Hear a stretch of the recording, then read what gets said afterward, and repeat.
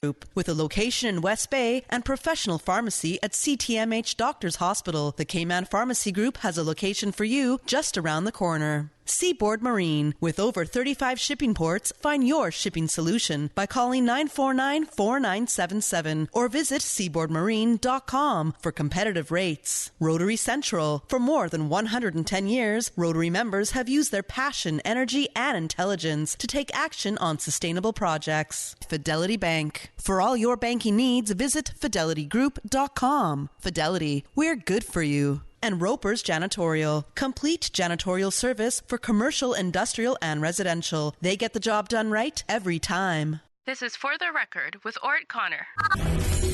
Coming to you live from Radio Cayman Studio. For the record. For the record. For the record. Hear from your government officials, independents, and the opposition on issues that matter to you. For the record. Engage in an open dialogue between residents and lawmakers. For the record. For the record. For the record. Informative, impartial, insightful. This is your talk show. 1-800-534-8255. Your calls, your input. This is For the Record. And now, your host, Orrett Connor. Good morning and welcome to For the Record. Today is Monday, the 12th day of August 2019.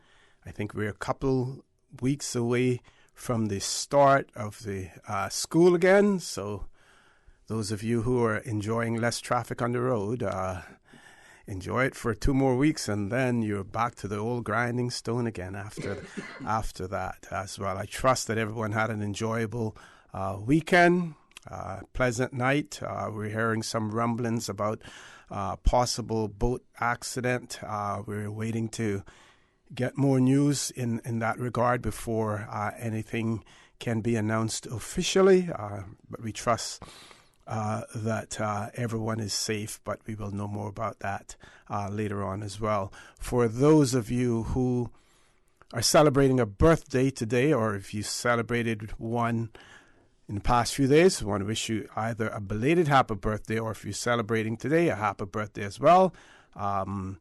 Special birthday greetings have been sent by Mr.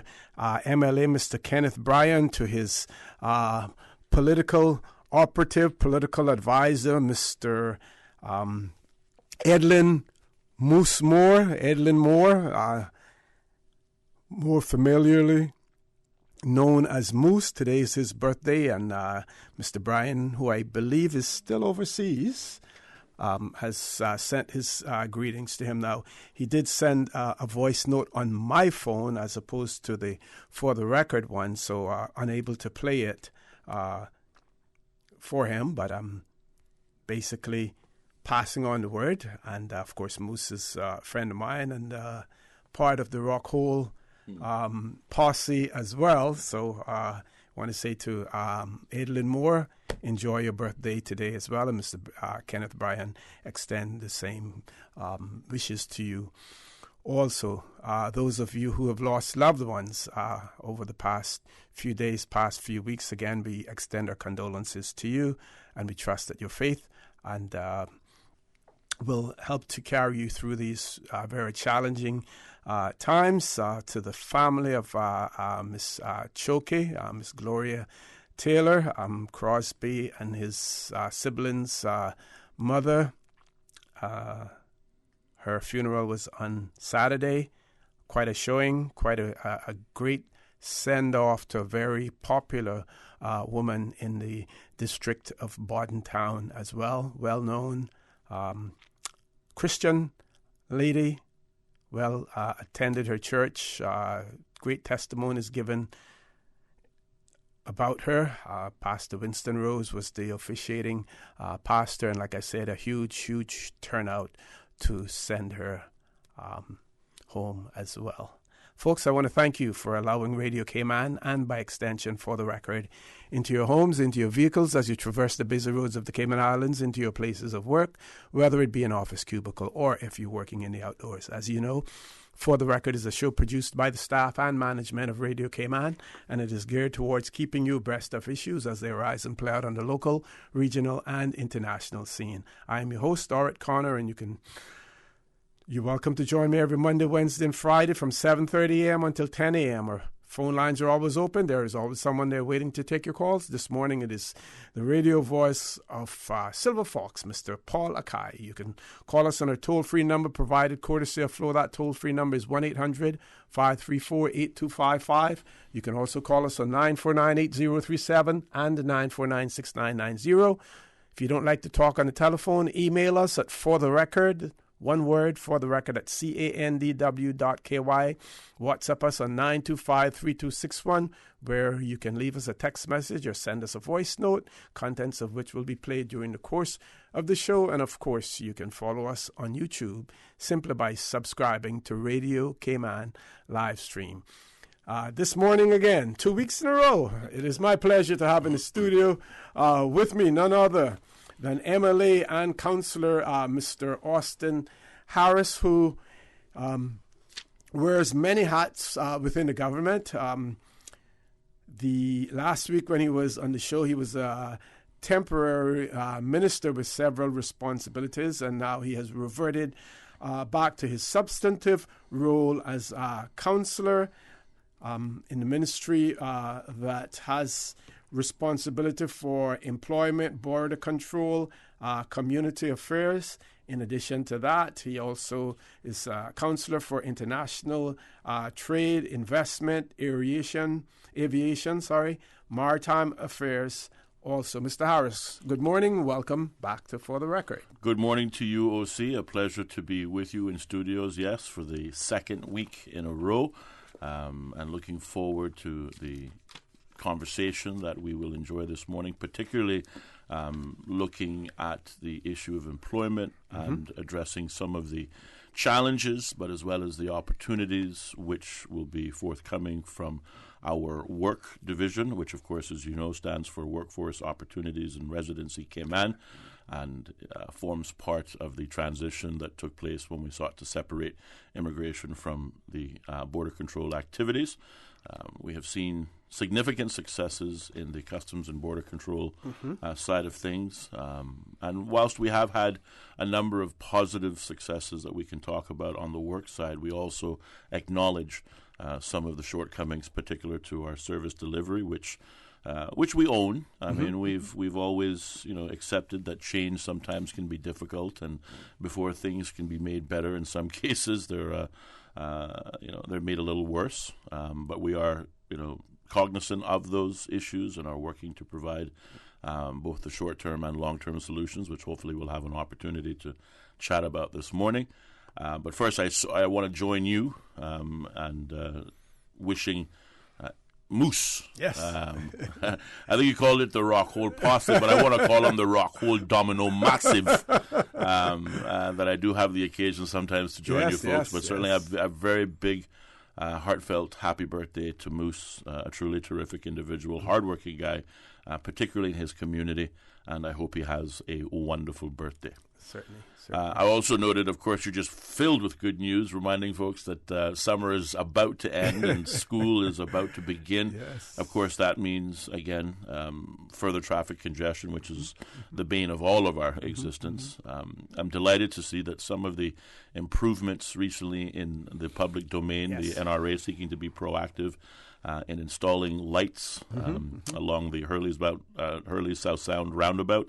Whilst those lights are intended to improve the flow of traffic, particularly in the evening time, heading out of Georgetown, as was presented both at the public meeting held in Red Bay and Prospect in July, there are plans afoot to address the congestion problem by road extensions, lane widening, and a few other improvements, which will also address the issue of morning traffic. So we continue to ask for patience on the part of motorists, encourage motorists. Again this morning, on my way down, on the Spot Straight, commonly known as Spot Straight, Shamrock Road, there's a lot of lane hopping, which is, of course, par for the course. I just simply want to say to motorists, an indicator is a marvelous thing. It's right there on the steering wheel. A lot of accidents would be avoided if persons simply utilize their indicator to give the drivers behind them some indication as to their plans. Yes. There were one or two sort of near misses this morning, if you will. Thankfully, traffic was moving at a speed that it allowed for some, close maneuvering. But certainly, again, whilst drivers vie for position, we have the potential for accidents in the making. So, again, we encourage motorists, whilst we understand you have to head to work and you obviously want to get there as early as possible, whilst on our roadways, obey and observe the rules of the road.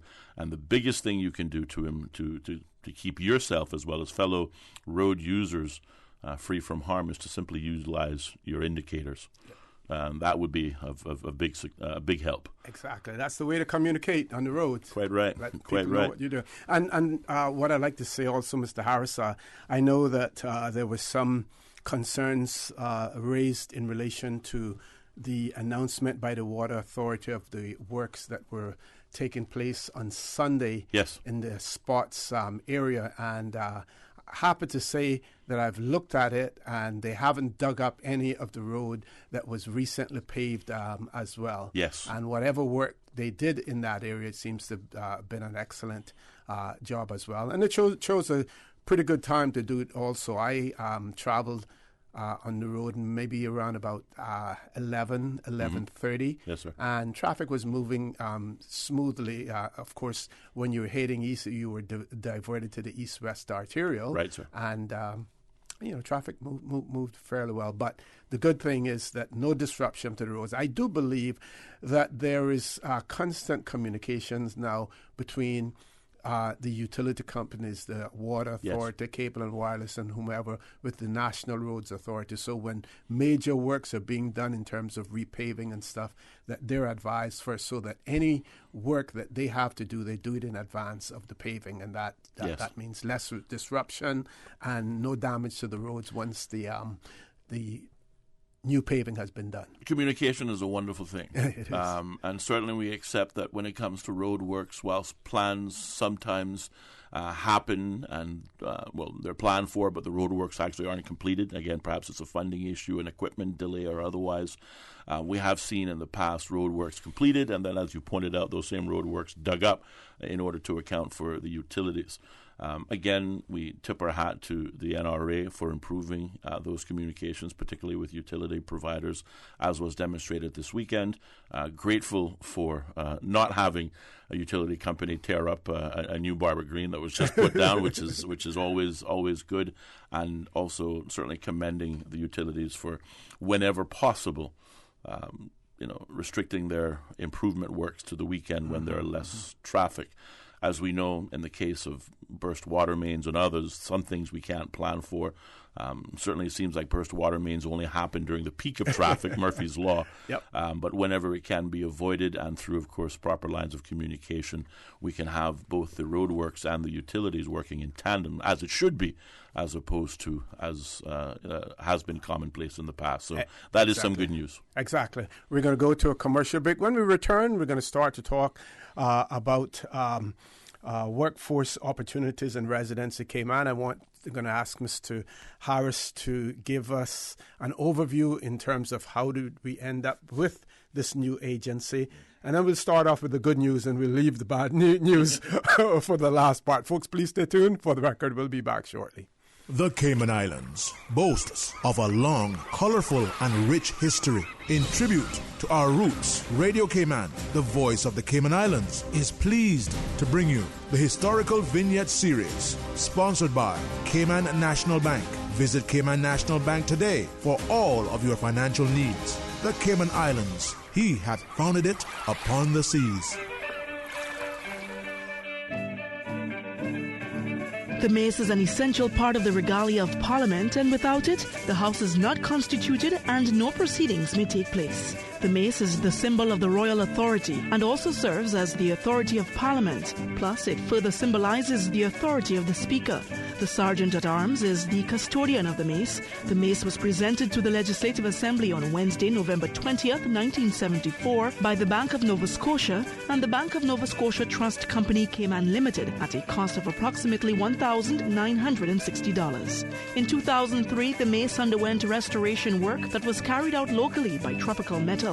Coinciding with the restoration of the mace, its holding case underwent a similar overhaul at the hands of Mr. Ransdale Rankin and Tex Foster, inmates at Her Majesty's Prison in Northwood. The top of the mace features an orb and a Maltese cross inlaid with turtle shell. Other symbols at the top are the Royal Arms, the Cayman Islands crest, and the inscription EIIR, symbolizing Regina, Queen Elizabeth II.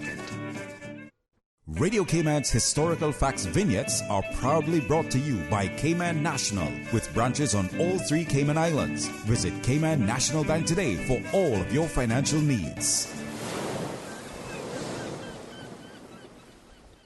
When you need stability, think Business of the Year.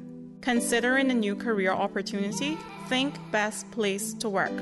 When dependability matters, think Outstanding Workforce. In need of a reliable financial partner?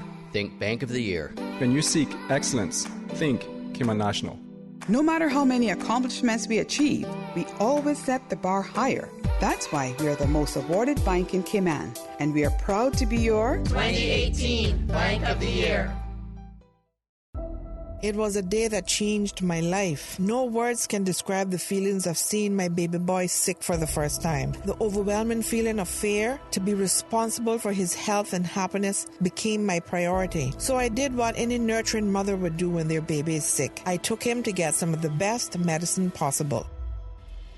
CTMH Doctors Hospital Pharmacy understands the importance of careful decisions you make every day for your family. Our staff work towards healthcare excellence and providing the most current and up-to-date training with pharmaceutical care, so you can feel confident in knowing that your family is safe with the right medication. At CTMH Doctors Hospital Pharmacy, we take care of your health. Have you seen the latest? Cayman has been ranked the most expensive place to live. It's time to buy smart. It's time to buy Ropers. Find everything for your home and kitchen at low prices at Ropers. Ropers Janitorial, 949-2511. Email janitorial@ropers.ky. Clean up your spending with Ropers Janitorial, 949-2511. Ropers Janitorial also offers complete janitorial service for commercial, industrial, and residential. They get the job done right every time. Ropers Janitorial, 949-2511. Gym tonight? I have another test today. Wow, for somebody who isn't in school, you've had a lot of tests this week. Well, Vamp Motors is giving out fresh baked cookies to customers who test drive SUVs this month. And since I haven't decided what to buy, I'm just test driving each one to see what I like best. You better test drive that to the gym and back, especially with all those free cookies you're getting from Vamped. Take a test drive for a sweet surprise this August at Vamped Motors. Test drive any SUV and receive a freshly baked cookie. It's our way of saying thanks for dropping by to check out our huge sale on every SUV in stock. Save up to $4,400 during Vamp's summer SUV sale. Now through the end of August. That's every SUV in stock on sale. Save up to $4,400 or put the savings towards upgrading your vehicle. Sweeten the deal with Vamped Motors, Walkers Road. Congratulations, it's a boy. During the greatest events of your life, whether or not you have the right health insurance coverage should be the last thing on your mind. That's why at Fidelity Health, we are committed to helping you get matched with the right plan to suit you and your family. We offer a range of plans to suit your budget, plus access to a network of quality care throughout the Caribbean and the USA. You can relax and enjoy life's greatest moments when you are covered with Fidelity Health. Call us today at 949-7822 for a free quote. Have you ever felt that there is something bigger out there for you? Something more positive, something more powerful, something all good, something bigger than yourself? Do you want to give back to this community? Your community? Together, Rotary Central, Rotary Sunrise, and the Rotary Club of Grand Cayman are hosting a membership meet and greet social Thursday, August 15th at Pepper's Restaurant, 5 to 7 p.m. Come along. bring a friend. Find out what Rotary is all about, what Rotary is doing in your community. So, see you there, Thursday, August 15th at Pepper's Restaurant, 5 to 7 p.m. We're looking forward to meeting you. Rotary, connecting the world. System 1 loaded. 1-800-534-8255. What is on your mind when it comes to the government, independence, and the opposition? Issues that matter to you. 1-800-534-8255. Waiting to hear from you. For the Record. This is For the Record with Orrett Connor. Good morning and welcome back to For the Record. In the studio with me, we have MLA and Councillor Mr. Austin Harris. We have also been joined by Ms. Sharon Rolston, who is the Director of Workforce Opportunities and Residency, Cayman. Ms. Rolston, good morning. Welcome to For the Record. Good morning, Mr. O.C., and to all of our Radio Cayman listeners this morning. Great to have you here as well. So we want to give our listening and viewing audience an overview of how we ended up with work, yes, and well, what it is all about, and then we'll give them the good news. Indeed, sir. Indeed, sir. Thank you for that. Again, as listeners may be familiar, shortly after taking office, the Coalition Government of National Unity set about seeking to improve the efficiencies of service delivery, particularly as it relates to immigration, and also focusing on the growing concern of border control, whether it be the importation of illegal guns, drugs, and again, in some very rare circumstances, human trafficking. Prior to 2017, a lot of this work was done both by the Immigration Department and their Enforcement Division, which also dealt with labor-related matters, and of course the collaboration of Customs with the Joint Patrol Unit of Customs, their Marine Unit, and of course the Royal Cayman Islands Police Service. A number of different departments sharing responsibilities that could have, and certainly in our interpretation should have, been more clearly delineated and dispersed. So shortly after taking office in May 2017, we set about the transition exercise of separating the labor functions out of the traditional immigration as we knew them, and that led to the creation of Workforce Opportunities and Residency Cayman. So that new division, which operates from the old immigration building, save a new banner on the front of the building identifying the new department name as Work, W-O-R-C, which we believed creating a division exclusively focused on the labor and employment market was a better use of resources. We see challenges all of the time, whether they be Caymanians being disenfranchised. We hear the concerns of discrimination against Caymanians, employers not necessarily following the letter of the law and the employment law and otherwise. But we also recognize that some of the staff that are needed to address those labor needs are oftentimes wearing dual or triple hats and running around the division, and more efficiency was needed.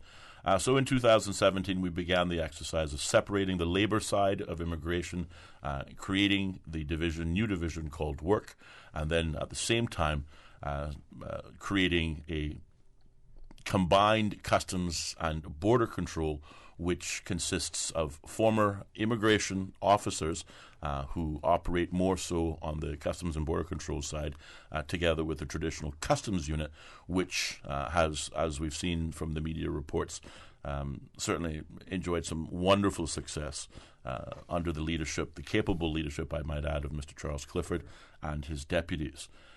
So that is how we arrived at this point. We believe that the efficiency exercise was necessary. We believe that as we certainly experienced some phenomenal growth in our local economy, investor confidence being extremely high. We've heard certainly last week some 3,000 projects, on the table, if you will, for development. The economy is in a prime position, but also against that backdrop, opportunities for Caymanians have never been greater. But we need now to ensure that those Caymanians can access those opportunities in a fairer but certainly a more transparent manner, which I believe Work is well on its way to accomplishing.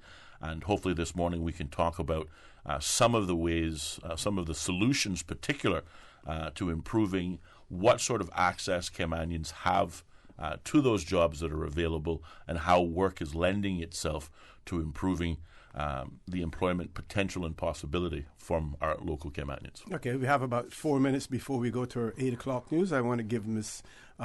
Rolston an opportunity just to talk about the transition itself and settling in with the new division and new department.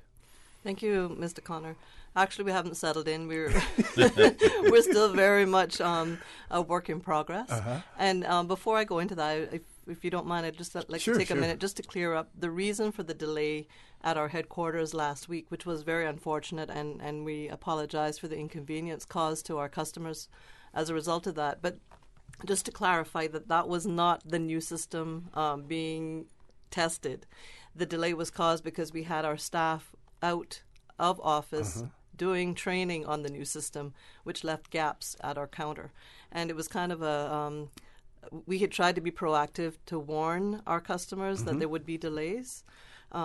We think that might have triggered some kind of en masse, influx down there, because we've never had that many people processed in a single day.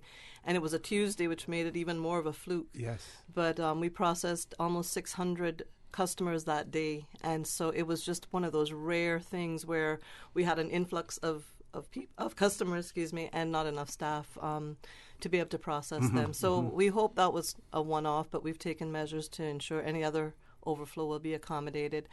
And so to that end, like I said, we're still in transition, but we're at a very exciting part of our transition, because now what we had conceptualized a year ago is now actually tangible. We have our systems, our first part of our systems testing going on. We had our external stakeholders attend a demo on Friday to introduce them to the new process, which will be done in phases. This was phase 1, which was our registration process and our jobs posting process. For all of our users on our system, they will have to be registered. So it's much like registering to vote. We have to see the people. We have to verify that they are who they are, because once they're issued an identification number, we need to know that they are who they say they are, because that's how our process will be driven going forward. With that unique number. Yes. Okay. So we're happily at that stage. So, but bear with us, because there's more to come. Okay, and we're going to tell our listening and viewing audience about that more to come as well, as soon as we return from our 8 o'clock news. So folks, please stay tuned. For the record, we'll be back immediately after the 8 o'clock news. Radio Cayman Time Check is now 7:59. This time check is brought to you by our friends at Price Right. Live better for less. Price Right is Grand Cayman's warehouse shopping superstore, making your dollar go further with huge savings and no membership fees. Get more of the things you use every day at the right price. But it's not just grocery and health and beauty. Price Right has a full range of products, from office to automotive, patio furnishings to kitchen appliances, and even electronics. And since warehouse prices mean savings for you, everything is priced right at Priced Right, Grand Cayman's warehouse shopping superstore. The voice of the Cayman Islands. 89.9 FM in Grand Cayman and 93.9 FM in Cayman Brac and Little Cayman. Silver wings shining in the sunlight. Radio Cayman.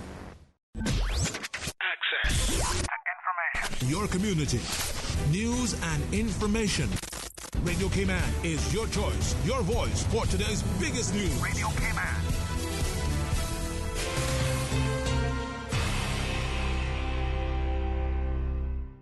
With your latest news, I'm Carsley Fuller. Consolidated Water reports its results for the second quarter of 2019. A quick look at the highlights from the second quarter of this year, which ended June 30th, show Consolidated Water's total revenues increased 22% to $18.3 million. Manufacturing revenue increased 332% to $4.3 million. Gross profit was up 22% at $7.6 million. Net income attributable to stockholders increased 13% to $2.5 million, and 16 cents per diluted share. $1.3 million in dividends were paid. On the operational side of things, the company appointed Jamie Bryan to the new position of Vice President of Manufacturing. They continue to advance the development project in Rosarito, Baja California, Mexico, involving the construction and operation of a major seawater desalination plant and distribution pipeline. And they completed the disposition of CW Valley for a total consideration of $339,000. Consolidated Water CEO Rick McTaggart says, quote, in Q2, we realized double-digit revenue and gross profit growth that was driven primarily by increased production activity on our manufacturing business. He goes on to say consolidated retail revenue growth was in part attributed to the fact that there has been, a quote, a very dry year so far, with rainfall in the second quarter down 76% compared to last year. And lush tropical landscapes are the inspiration for an exciting artistic event for families coming up this weekend. On Saturday, August 17, 2019, the National Gallery will be hosting a family fun day filled with arts and crafts. A National Gallery representative tells Radio K-Man events will be based on the current exhibition, Tropical Visions. Art activities will be available for kids of all ages, and self-guided activity booklets can be collected at reception for families to use as they explore. Admission is free and open to all ages. So mark your calendars for August 17th for a family-filled day at the National Gallery. The event is from 10 a.m. to 1 p.m. In regional news, the government is spending over $5 billion to improve conditions at some 200 police stations across Jamaica. National Security Minister Dr. Horace Chang made the announcement at the ceremonial opening of the Shady Grove Police Station in St. Catherine on Friday. The improvement works are being done under an initiative called Rebuild, Overhaul, and Construct. The objective of the Project ROC is to convert all police stations into modern, citizen-friendly workspaces, provide officers with a comfortable environment conducive for work, while creating the ambiance for citizens to willingly and comfortably engage with police. Chang said the Security Ministry has prioritized investing in the security architecture as a means of improving crime outcomes. Now with a check of international news, here's the BBC, which will take us out of the newscast. I'm Karsley Fuller from Radio K-Man's newsroom. BBC News with Jerry Smith. Thousands of protesters occupying Hong Kong's airport have started to leave the building as police prepare to clear them from the terminal. The airport has been shut down and all flights cancelled. The Beijing government said the pro-democracy movement in Hong Kong had laid the ground for terrorism and vowed to respond with an iron fist. South Korea says it will drop Japan from a list of favoured trading partners in a tit-for-tat move following recent restrictions imposed by Tokyo on exports to South Korea. Seoul had described Japan's action as an all-out declaration of economic war. Stringent security measures are in place in Indian-administered Kashmir as the mainly Muslim population celebrate the festival of Eid al-Adha. The region's main city, Srinagar, remains under lockdown with no functioning telecommunications or internet after more than a week. France has called for an inquiry into the activities of the disgraced American financier Jeffrey Epstein, who was found dead in custody in New York over the weekend.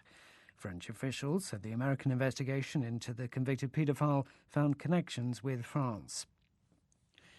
More than 10,000 firearms have been handed in during the first month of New Zealand's public gun collection.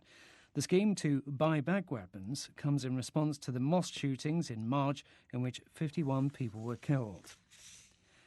The president of Turkmenistan has scotched widespread rumours that he may have died by opening a regional conference of Caspian Sea states. Video showed Gurbanguly Berdimuhamedov greeting the Russian Prime Minister and 4 other top figures.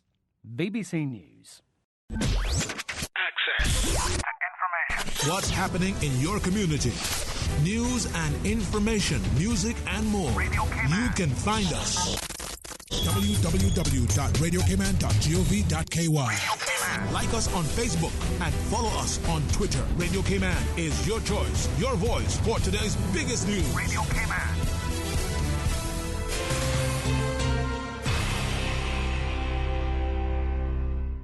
Always ensure that food preparation utensils are washed with a strong detergent and rinsed in hot water in the event that they have made contact with flood water. Boil silverware for 10 minutes and immerse glass, porcelain, china, and plastic items in a solution of hot water and 10% chlorine bleach before use. For more post-hurricane food safety tips, visit DEH website at deh.gov.ky. Kind of like one surgery fits all. You're saying, that's not necessary. That's not going to be the case with me. And that's good to hear. For the Health of It is proudly brought to you by Eating Clean. Wake back up to quality foods with eatingclean.com.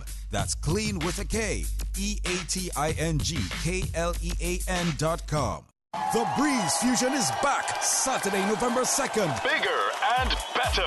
Now featuring a 5K walk run and a 10K run for half marathon trainers. Join the fun and help raise funds for the Central Scranton Park and the NCVO. Save the date or register now at CaymanActive.com or at Radio Cayman Studios. Registration is only $15 if registered by September 30th. And all early registrants enter to win a Cayman Airways voucher. The Breeze Fusion 5K, 10K walk run, Saturday, November 2nd. The Weather Report is proudly sponsored by Super Stitch Sewing and Fabric Center, your one-stop household store at 39 Pasador Place, Smith Road. Still offering the best prices in town. Call 949-2833 or go to superstitch.com.ky. New stock has just arrived at Super Stitch. Now don't take my word for it. Drop by and see for yourself. Fresh off the boat, we have loads of fabric, vinyl upholstery fabric, fabric for cushions, outdoor fabrics, and dress fabric. That's not all. Super Stitch has sewing accessories and craft items. Included in the new shipment, you will find sheets, comforters, throw pillows, bath mats, rugs, and curtains for every room in your home. Super Stitch, 39 Pasador Place, Smith Road. Still offering the best price in town. Call 949-2833 or go to superstitch.com.ky. Good morning, Cayman. Let's take a look at your latest weather, all courtesy of our friends at Super Stitch. Present temperature 86.9 degrees Fahrenheit. Skies are mostly clear. Winds are out of the east at 4 knots with gusts up to 6 knots. And the barometric pressure is at 1014.4. Relative humidity at 71.5%. Synopsis: an upper-level low is expected to continue supporting isolated showers across the Cayman area for the next 24 hours. For today, partly cloudy skies with a 30% chance of afternoon showers and possible thunder. Temperatures will rise to the low 90s. Winds will be east to southeast at 5 to 10 knots. Seas will be slight with wave heights of 1 to 3 feet. Later on this evening, partly cloudy skies with a 30% chance of showers and possible thunder. Temperatures will fall to the upper 70s. Winds will be east to northeast at 5 to 10 knots. Seas will be slight with wave heights of 1 to 3 feet. We're now at a high tide, and low tide is coming up at 2:13 this afternoon. It's going to be high again at 8:50 tonight. For tomorrow, low tide is at 2:57 a.m., high at 8:14 a.m., low at 2:37 p.m., and high at 9:16 p.m. Sunset this evening is at 6:54, sunrise for tomorrow at 6:06. And the outlook is for similar weather conditions through Wednesday morning. That's your latest weather provided by the Cayman Islands National Weather Service. Super Stitch Sewing and Fabric Center was the proud sponsor of the Weather Report, your one-stop shop for all of your household items, craft items, jewelry, beads, and decorations, and much more. Call Super Stitch at 949-2833 or email customer care at superstitch.com.ky. New stock has just arrived at Super Stitch. Now don't take my word for it. Drop by and see for yourself.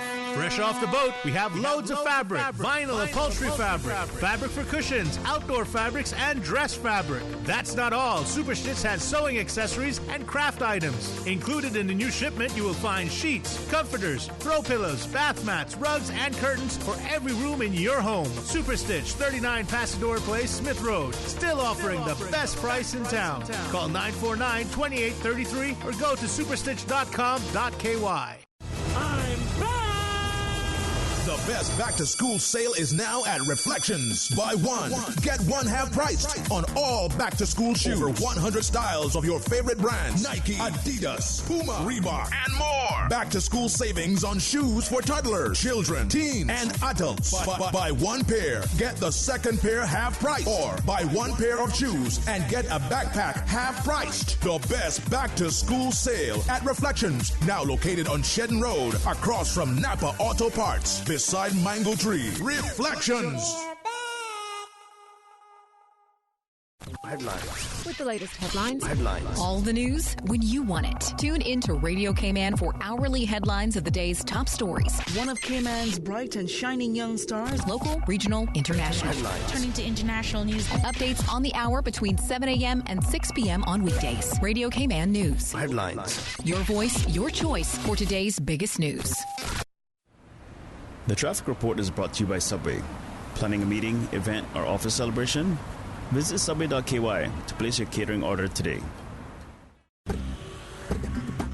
All right, good morning, K-Man. Let's take a look at your latest traffic at this time, 11 minutes after 8 o'clock, courtesy of Subway. Still coming out of the east-west arterial, traffic is moving along good. Enjoy it while it lasts at this pace. Getting closer to just outside King Sports Center. If you're heading onto Linford Pearson Highway, good movement of traffic, similar as Crew Road until getting closer to Agnes Way. Traffic merging coming off of Linford Pearson Highway, a little bit of a slow paced. If you're heading around the new constructed roundabout just off Crew Road, should experience a good flow of traffic. Huldah Avenue is similar. North Sound Road looking a little bit busy if you're heading up towards Esterly Tibbetts Highway. As you go around the roundabout, either off to North Sound Road or off to Godfrey Nixon Way. Eastern Avenue, Shedden Road also looking busy at the moment. Good flow of traffic, similar with West Bay Road if you're coming out of West Bay, looking down from the Ritz-Carlton. Looking quite all right for the moment. Buckle up, stay safe, and stay off the smartphones. Your traffic report brought to you by Subway. Monday's just got a whole lot better thanks to Subway's Monday Madness. Each Monday in August, buy any 6-inch or foot-long sub and a large fountain drink, get another sub of equal or lesser value for free.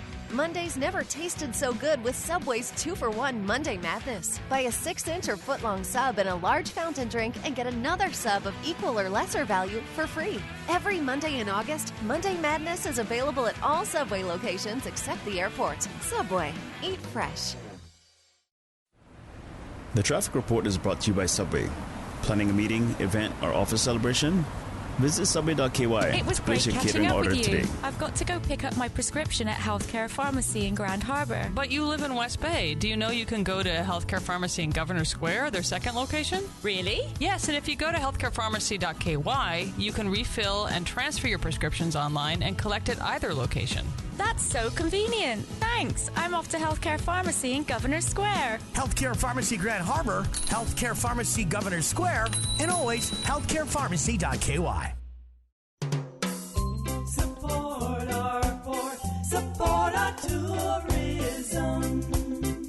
The cruise berthing facility will not have any upland development, which means cruise lines will not own or operate any retail or commercial space within the cruise terminal. This is a win for Cape Ann. Looking forward, looking bright. Support our port, support our tourism. For the record, with Orrett Connor. Initiating system. For information that matters. For the record, with Orrett Connor. Continues right now on Radio Cayman. Good morning and welcome back to For the Record. We're going to continue our conversation with the Director of Workforce Opportunities and Residency Cayman, Ms. Sharon Rolston, and MLA and Councillor Mr. Austin Harris. We talk about some good news that we want to share with you, and then we have some not so good news as well, but we're going to share it all because they take ownership of everything, the good and the bad. Quite right, sir. Again, OC, thank you for the opportunity. Thank you to my colleague, Ms. Sharon, for joining me this morning, talking to us about some of the challenges that has been the transition exercise of work and CBC, better known as Customs and Border Control. But what I'm here to talk about is not so much the growing pains, because there are growing pains in any organization, particularly one in which we've made a policy shift in an effort to improve efficiency and the delivery of service. We are working through some of those issues, as Sharon pointed out, while some in the media will otherwise just wait around for something bad to happen and write articles about it. The inflow that we received in work last week was unprecedented. But again, I compliment the staff at work for stepping up and dealing with it. Likewise, the director, Ms. Sharon, for immediately putting in place overflow capabilities to make our customers as comfortable as possible. But it was very much a one-off situation, and from what I've been told, as Ms. Sharon pointed out, never in the history of immigration or work had we received such a flow of customers at one time. So it is what it is.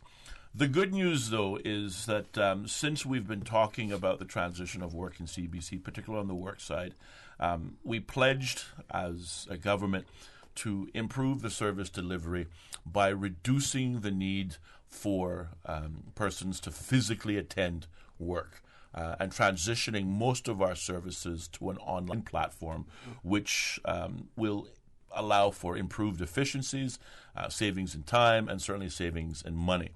I'm happy to announce this morning the soft launch of our newest online platform, Jobs Cayman, which will take the place of the newspaper physical advertising that has been the norm for many, many years up until this point. As Sharon pointed out, we are presently in the testing stages, seeing how this new system, first and foremost, interacts with those private sector companies, the real job providers in this country. I've said it time and time again, government's responsibility is to create an environment in which businesses can thrive. And in that thriving business, that means job opportunities for our Caymanians. But how do our Caymanians access those job opportunities? Previously, of course, you published an article, you put it in a newspaper for 2 consecutive weeks, and then the work permit boards that will hear those applications where there are no Caymanians fundamentally take the word of the company about what Caymanians applied, who didn't apply, what qualifications they had, how they perhaps didn't fit the criteria for the work that was required, and then, of course, they put forward their work permit application. With the online platform, the transparency in terms of how those jobs are advertised, and in particular, who applies for those jobs, will be made much more clear. So in this instance, certainly we encourage both private sector, small and medium and large businesses to register, but likewise job seekers to register with work so that they can access the job portal. The online portal will mean that now the services made available by work can now be accessed either from your home or office. It means a reduction in paper documents. It means that work won't ask you to provide documents that you have already provided. They'll be scanned and added to your individual file so that will also work and lend itself to improve efficiencies. It will certainly be able to identify to work those Caymanians who are applying for jobs, the skill sets that those Caymanians possess, which will also help us to identify any gaps in the labor market, where Caymanians may be falling behind in terms of job skills, particularly in categories where we see an increase or a rise in job opportunities. And how do we narrow that gap, whether it be through our Passport to Success programs or Ready to Work programs or some of the other vocational training programs that are available in our schools. The goal, of course, is to connect more and more job seekers with the available job vacancies. We had a fantastic stakeholder engagement meeting on last Friday, the 9th of August, where we unveiled this new Jobs Cayman portal to a group of small and large HR professionals. And whilst we're still surveying their feedback, the questions that were asked were very positive in terms of how user-friendly the system was to HR departments, how easy it was to register. Certainly how easy it is once you've registered with your unique identifier to be able to access the various job vacancies and the kind of information that can then now be integrated as part of the job placement process. I'm hoping that more and more Caymanians will be able to take advantage of this opportunity, and as in so doing, hopefully that will result in more and more Caymanians finding gainful employment. Now, one of the major complaints that job seekers, and especially those who submitted resumes and applications for jobs that were advertised, they either received a response from the prospective employer, or in many instances they never received. We've heard stories about their applications being thrown in the trash. How does this system now assist them if they have applied for a particular position that has been advertised on your portal, how are they then able to track that and to give account for the fact that my application, was in, and I didn't get a response, and why? Okay, that's a good question, Mr. Connor. We, the way the new portal works is that Caymanians who are registered on our portal, will be matched to any qualifications that are listed by an employer posting a job opportunity. So the Caymanian that meets the qualifications of that job post will get a flag, will get a notice that there's a job that's available matching their skill sets. And likewise, the employer will be notified that there's a Caymanian on the portal matching their qualifications. And so then if the employer does not interview the Caymanian or have any communication with the Caymanian and proceeds on to apply for a work permit, the Caymanian also gets a notification at that point in time where they can come into us and say, I was passed over for that job. I want to see the reasons given for not considering me, and at that juncture have an opportunity to object to the grant of a work permit. So we bring the two together at that point, and then we can make a much more informed decision about why that permit should proceed or not proceed, because we can be assured that the Caymanian has met the qualifications, and that's the end of that process. So it's a lot easier for a Caymanian to say, hey, I was passed over, and have an opportunity before a work permit is ever issued to say, why was I not good enough? So that's a vast improvement over the current system. Now, it won't be perfect, because we'll have to rely on the Caymanian to say I'm interested as well. Yes. So we can't have the job of going out policing, calling. I mean, we may, but that's not the way the process is intended to work. So Caymanians also have to be proactive to say, I got a notification, I was not interviewed, I was not even contacted, and so if that goes on from there, then they get another chance to say, what about me? I just want to add to that. I think, what Ms. Sharon has pointed out is absolutely correct, but it highlights a solution first to the issue of notification of a person, a Caymanian, making an application. The minute you make an application for a vacant position, you receive a notice. So that deals with the issue of, has the employer received my job application? You will know once you've submitted that application vis-a-vis a notice that application has in fact been received and is being reviewed. But the other benefit of Caymanians, particularly those who are unemployed, seeking employment, of being registered with work, is previously, you had to buy a paper, you had to check the classifieds, and you had to physically apply for those positions that you thought either interested you or met with your available skills. Now, once registered with Work's new database system will log the specific skill sets of individuals and seek to match those individuals with available jobs when they come available. So now a job seeker doesn't have to even be aware of that job vacancy. They will be alerted simply by being a registered user of Work that such an opportunity has been made available. To Sharon's point, they still have to have the personal responsibility, once notified of such an opportunity, to actually do the work and apply for it.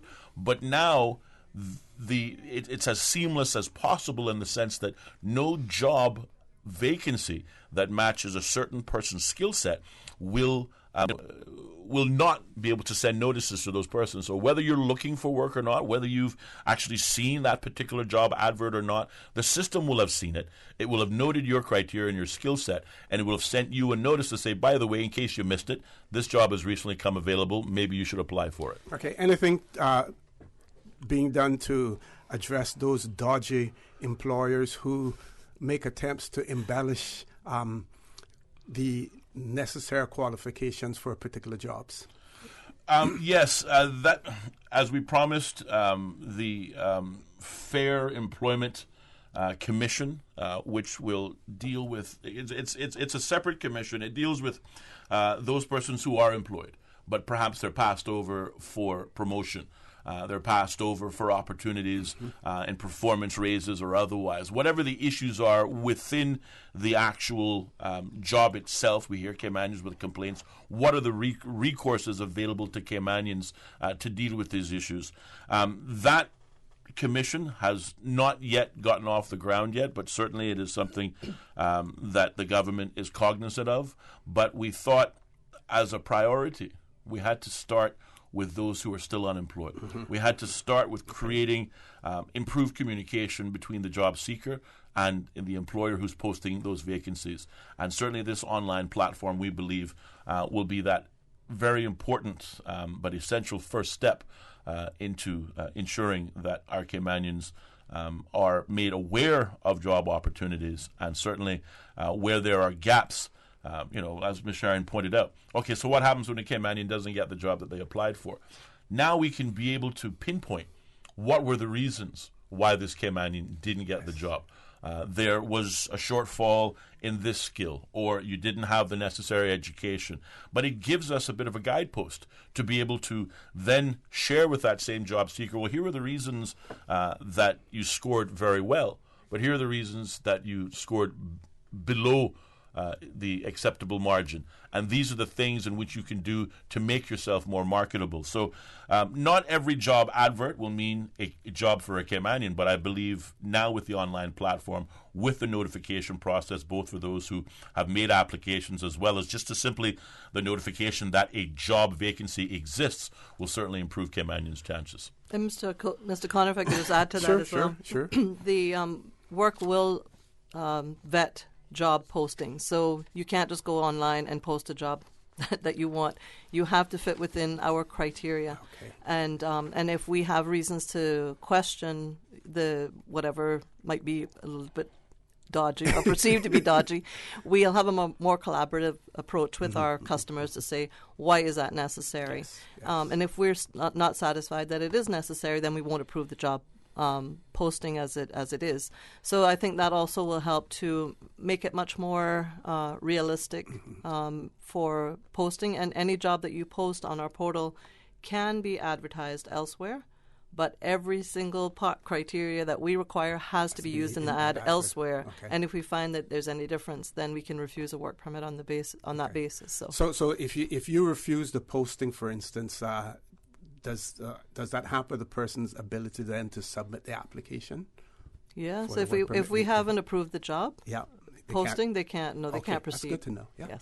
So there's some braces and bridges there. Yeah, I mean, it won't be perfect, but it will be much more beneficial to Caymanians than the current system. Okay, we're going to take to all, actually. Sure, we're going to take a commercial break. We're going to have 15 more minutes with Mr. Harris and Ms. Rolston as well. So, folks, please stay tuned.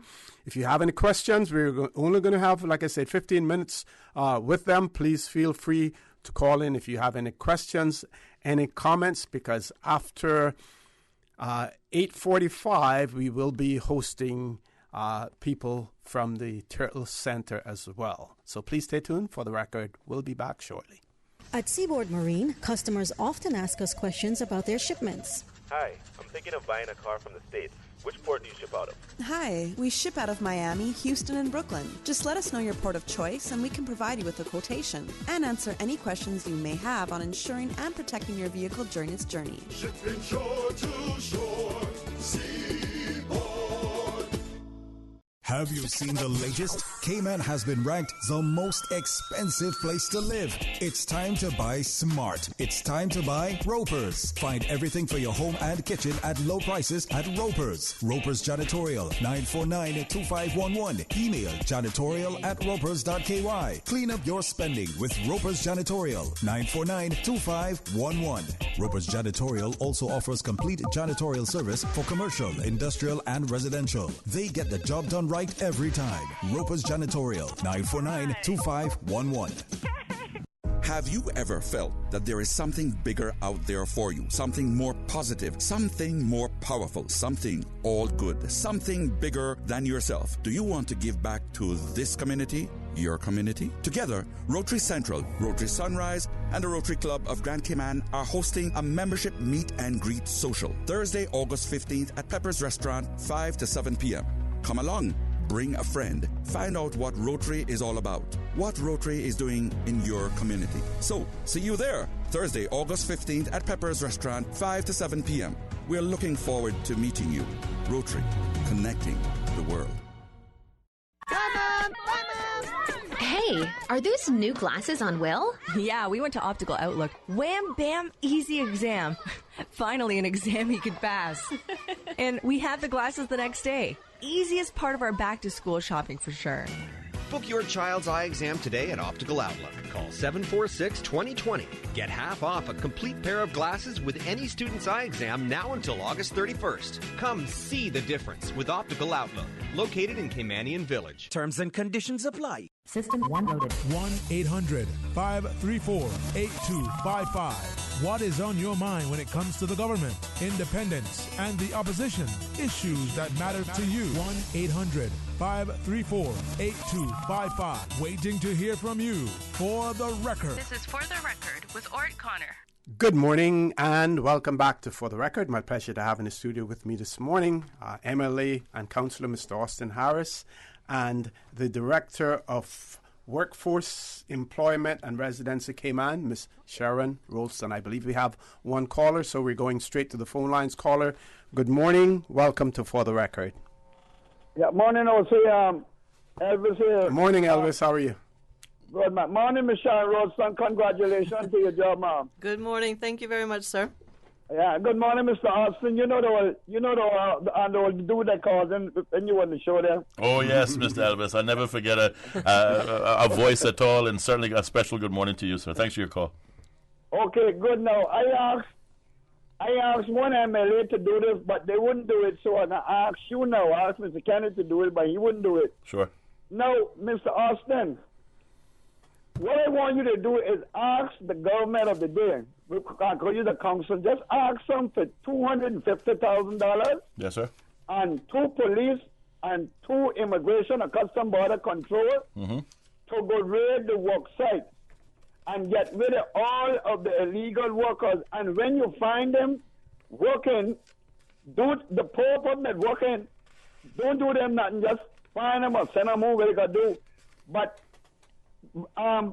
suspend the employer license for 3 months, 6 months, depending on how much he have. Yes. Put a law in place, and for the persons that don't have a license and just employing people without a permit, make sure that they can't get a license for a year or 2.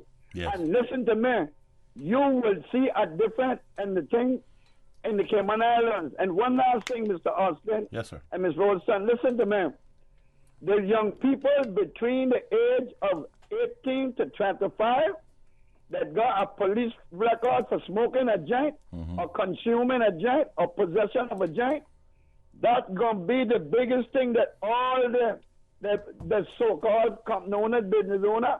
Well, I'm sorry, Mr. Harris, and I'm sorry, Ms. Rolston, but that young man there, he smokes weed. We can't give him a job, but we can send him to jail. Thank you all very much, and have a nice day. Thank you very much, caller, for that. One more caller. Caller, good morning. Welcome to For the Record. Good morning. Good morning, sir. How are you? I'm fine. How are you, OC? Peter Schmidt here. Good morning, sir. Good morning. Can you hear me? Yes, we okay, go right ahead. I'm trying to turn off my radio here. Thank you. To block out the feedback. Apparently, I'm not very successful at that. Okay. I wanted to I actually just tuned in because I just got back from a bicycle ride. I'm not riding as early as you do. But I understood that Ms. Sharon Rolston and, of course, Austin is on the program. I have a question, really, to Ms. Sharon now. You all know my son, who knows a lot about immigration. He was on the round table for it back in some years ago, and he has a law degree. He applied for one of the positions that was advertised for that organization, and I am curious how come he did not even warrant a reply to his application. I don't think that there are that many Caymanians that will apply for those relatively specialized positions that you have the luxury of not even responding to an application. Mr. Schmidt, thank you for your question and your concern, and it is a valid one. Unfortunately, I don't have an easy answer because this is a new organization being built. At the same time, we have two existing organizations that are continuing to work, all with the same people trying to do all of that. And so there's been a bit of a we're in a transition in terms of our HR currently. All of the HR for our departments, including the new organization, fall under the ministry. And the ministry has done or has been doing all of the hiring and assisting in that entire recruitment process for work. We are currently in the process of trying to transition that to work, but we have a very small HR team there. And so it's not working ideally, and we do have some delays. I'm surprised to hear that he hasn't heard anything back, and I will certainly follow up on that. But our recruitment has taken unfortunately long length of time, especially, I feel that as much as anyone, because without bodies in place, I'm left to perform a number of functions, including the one vacant deputy post. So I certainly take on board your concerns, but if I can just ask you to have your son be patient, and I will certainly follow up on it. But I can just say, just generally, the recruitment process has been slow, and it's because of that transition where the ministry was doing part of it, and now we're trying to take it over. And so hopefully things will get on a more even plane in the shorter term. All right, thank you. Thank you very much, Mr. Schmidt, for that as well. We have two other callers. We're going to ask callers to try to be as brief as possible because our two guests will be leaving us at a quarter to. Next caller, good morning. Welcome to For the Record. Good morning, Ossie, to you and your panel. Morning, sir. Good How morning. are you? Good morning. Good. I listened to a little bit of Austin saying about getting this thing sorted with work with the work within the work field and stuff. But I think Austin, your biggest challenge is government. Government is the biggest. Let me just be very careful in choosing my words because I take great offense to the way government handle their hiring. And that I applied 17 and a half years of police experience, and there was a job that came up for customs, and I applied, and I got an email from the customs department saying that I was not qualified because I didn't speak Spanish. Okay. Now, as to when this country is Spanish, I don't know. And as to when government requires you to speak Spanish, I don't know. So, in government, and then I applied for a job, with been so long ago I forget their names now. They didn't even have the Manon Stephen. That's the one with your trade business license and stuff like that. What's they called again? Trade and Commerce. Yeah, Trade and Commerce. They didn't have the decency to even call me back. Yeah. Okay? Yes. So we got to clean up government before we look at private practice. But government's the biggest nuisances in that regard. Yes. And I say that with no problem whatsoever, no fear of contradiction. Sure. Okay. Sure. So, caller, you think Thank you think that? Do you think that the same type of system that has been established for the private sector, that government should be included into that system? Well, most certainly, it is no point in the private sector being treated different. Yes. This is one of the things I don't agree with, and I will never agree with it. The private sector have to go out there and apply for a work permit. But government, once you go there and they hire you, oh, no problem, let's go by immigration and start your passport. That is not a democratic society. Okay, thank you very much, caller, Thank for you. that. Thank you. One last caller for this segment. Caller, good morning. Welcome to For the Record. Good morning, OC, and good morning to your panel. Good morning, sir. I have a question for Ms. Rolston. I've been out of work for like 7 years. When I started applying for work at 57, they were telling me that I'm too old, and now, 7 years later, they're still telling me I'm too old to work. Is anything going to be done about that? Are you talking about private sector? Anywhere. I've applied to government and private sector, and I had a lady also called Workforce Development, and they told her we don't even do anything for people over 55 or 60. No, sorry. Retirement age is that's that would have been erroneous information. Mm-hmm. We do not discriminate. We will list anyone. We can't force an employer for very substantive reasons. We'll certainly consider if the reasons are frivolous, but unless there's substantive reasons why you wouldn't be hired, we would never deny you from from registering with work. And as soon as our online system is ready, which will be in about 2 weeks' time, we would certainly encourage you to do that because it is open to everyone. I'm almost your age too, so I'm still working and I'm still fit, and I think that there is a recognition that people are still capable of working and performing at a optimum level as well. And age is becoming less of a criteria, but I don't have any control over what is set for retirement age, but I can say that we would never deny someone from listing, and we have listed people, I think, 70 years old. There's so we people don't. who are at 7 and still employed. in Yeah, so we government. don't we don't discriminate on age. Yeah, and Bermuda just raised the retirement age to 68 as well. So Yes. Okay. Yeah, the funny thing is, I applied for a job that was advertised $52,000 to $56,000 a year, an IT position, and I never even got a phone call. And I called a friend of mine who's the accountant for that business, and they said, "Oh yeah, we hired a little certain nationality person, and they're paying them $15,000 a year." Wow. Yeah. Well, those are the things that our system will hopefully be able to flag. We'll have a much better chance of doing that now than certainly when we come on stream than we do currently. Okay. Caller, thank you very much. Thank you very much for that. Thank you very much, caller. It looks like I'm going to have you folks Back. on here again. 2 weeks' time when the system goes online to talk about it. Okay.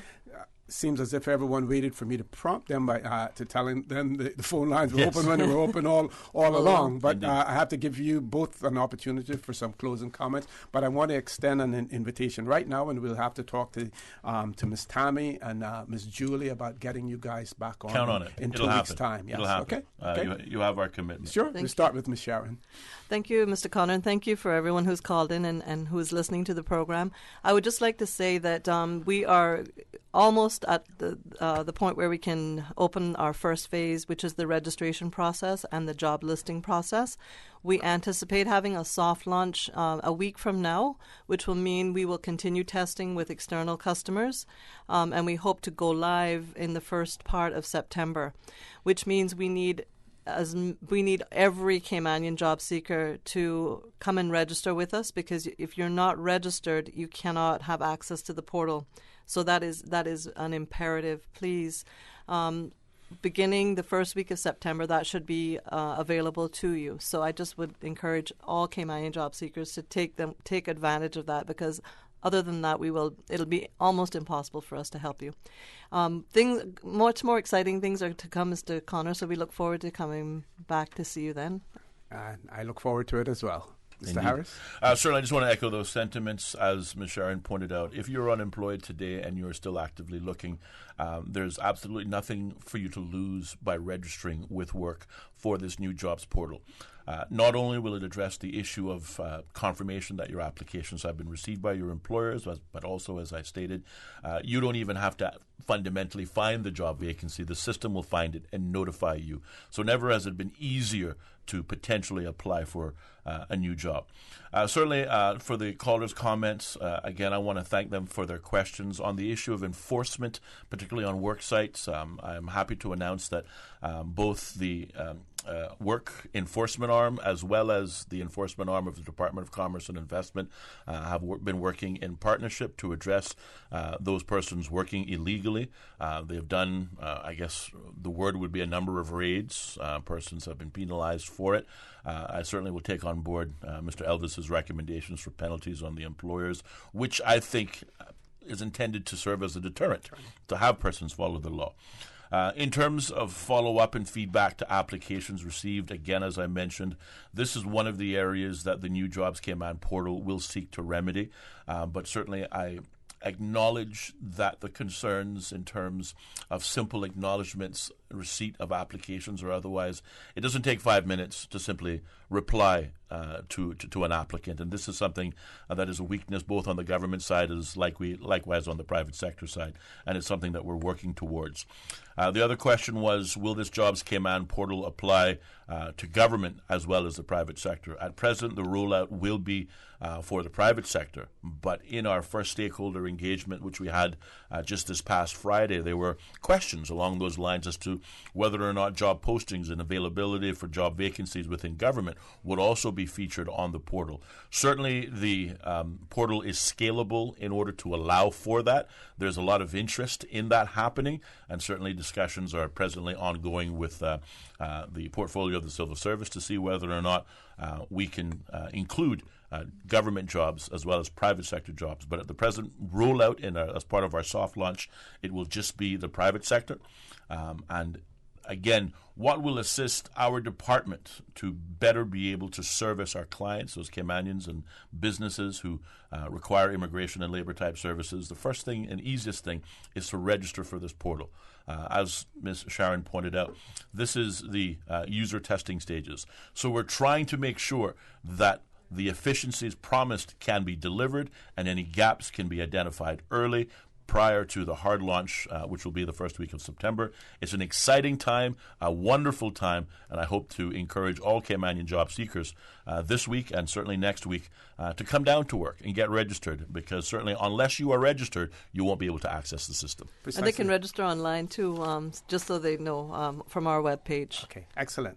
Okay, we're going to take a commercial break. When we return, we will be talking with persons from Cayman Turtle Conservation and Education Center. So please stay tuned for the record. We'll be back immediately after this break. Have you seen the latest? Cayman has been ranked the most expensive place to live. It's time to buy smart. It's time to buy Ropers. Find everything for your home and kitchen at low prices at Ropers. Ropers Janitorial, 949-2511. Email janitorial@ropers.ky. Clean up your spending with Ropers Janitorial, 949-2511. Ropers Janitorial also offers complete janitorial service for commercial, industrial, and residential. They get the job done right every time. Ropers Janitorial, 949-2511. It was a day that changed my life. No words can describe the feelings of seeing my baby boy sick for the first time. The overwhelming feeling of fear to be responsible for his health and happiness became my priority. So I did what any nurturing mother would do when their baby is sick. I took him to get some of the best medicine possible. CTMH Doctors Hospital Pharmacy understands the importance of careful decisions you make every day for your family. Our staff work towards healthcare excellence and providing the most current and up-to-date training with pharmaceutical care, so you can feel confident in knowing that your family is safe with the right medication. At CTMH Doctors Hospital Pharmacy, we take care of your health. Gym tonight? I have another test today. Wow. For somebody who isn't in school, you've had a lot of tests this week. Well, Vamp Motors is giving out fresh baked cookies to customers who test drive SUVs this month. And since I haven't decided what to buy, I'm just test driving each one to see what I like best. You better test drive that to the gym and back, especially with all those free cookies you're getting from Vamped. Take a test drive for a sweet surprise this August at Vamped Motors. Test drive any SUV and receive a freshly baked cookie. It's our way of saying thanks for dropping by to check out our huge sale on every SUV in stock. Save up to $4,400 during Vamp's summer SUV sale. Now through the end of August. That's every SUV in stock on sale. Save up to $4,400 or put the savings towards upgrading your vehicle. Sweeten the deal with Vamped Motors, Walkers Road. Hi, Hi there, it's contestant number 4 for the Miss Cayman Islands Universe 2019, Alika Backford, representing Bodden Town. I have a soft spot for youth, and that's why I'm so excited to have the Alex Panther Foundation for this year's platform. Currently, I'm a student pursuing my bachelor's in management study. I love capturing the right moment with my Nikon D70, and I'm a dog whisperer for my dog Night. It's an honor to be the face of Airport Professional Services and Bella's Beauty and Barber Studio. Secretly, I have a love for the underwater world, and I hope one day to be a certified diver. It's a magical affair on August the 17th at Ritz-Carlton. Be there and be amazed. Remember to discard all fresh fruits and vegetables, meats, all foods in canisters, dented, leaking or rusting cans after they have come in contact with floodwater. Also discard foods that are stored in cardboard boxes, paper foil, cellophane, and cloth, as well as those in open containers and packages. For more post-hurricane food safety tips, visit DEH website at deh.gov.ky. The Breeze Fusion is back Saturday, November 2nd. Bigger and better. Now featuring a 5K walk run and a 10K run for half marathon trainers. Join the fun and help raise funds for the Central Scranton Park and the NCVO. Save the date or register now at CaymanActive.com or at Radio Cayman Studios. Registration is only $15 if registered by September 30th, and all early registrants enter to win a Cayman Airways voucher. The Breeze Fusion 5K, 10K walk run. Saturday, November 2nd. For the record, with Orrett Connor. Initiating system. For information that matters. For the record, with Orrett Connor. Continues right now on Radio Cayman. Good morning and welcome back to For the Record. We have a new group of guests in our studio as well, and we were also honored by being given some cookies as well. We'll talk about the cookies a little bit later on. But we will be talking about the Cayman Turtle Conservation and Education Center. That conversation will take place with Mr. Tim Adam, who is the executive officer at the Cayman Turtle Center, Dr. Walter Mustin, who is the chief research and conservation officer, Ms. Renee Howell, chief marketing and merchandising officer, and Ms. Shona McGill, who's the education and program officer. Now, a little background information in relation to the Cayman Turtle Conservation and Education Center, with the acronyms CTCEC. It is Cayman's largest land-based attraction, the tourism, research, education, and conservation arm of the company, which is Cayman Turtle Center.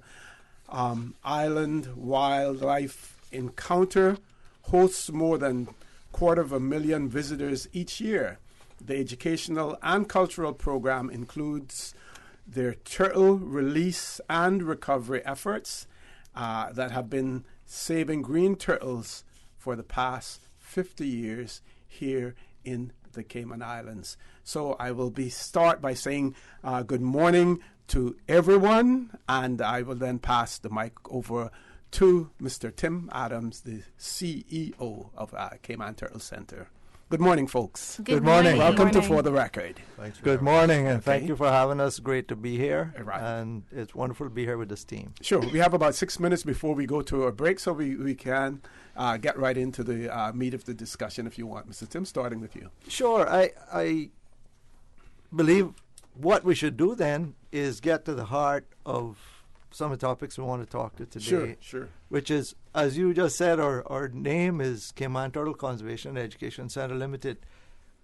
So conservation and education are our middle names. And that's what we're going to talk about this morning. Okay. And as you rightly said, that has been at the heart of what we've done, the conservation and recover the population of turtles in the Cayman Islands. Mm-hmm. The recovery of the turtle population has really been remarkable since the DOE started the turtle monitoring, the nesting. We saw in 1999, for example, in Grand Cayman, I think there were no nests, if I remember rightly. And that has gone up to typically over 200 nests in 2017.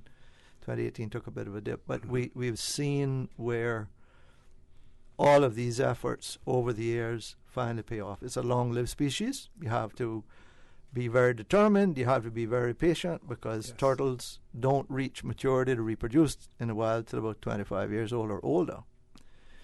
And one of the things we want to talk about this morning is what we are going to announce, and I'll hand over to Miss Renee.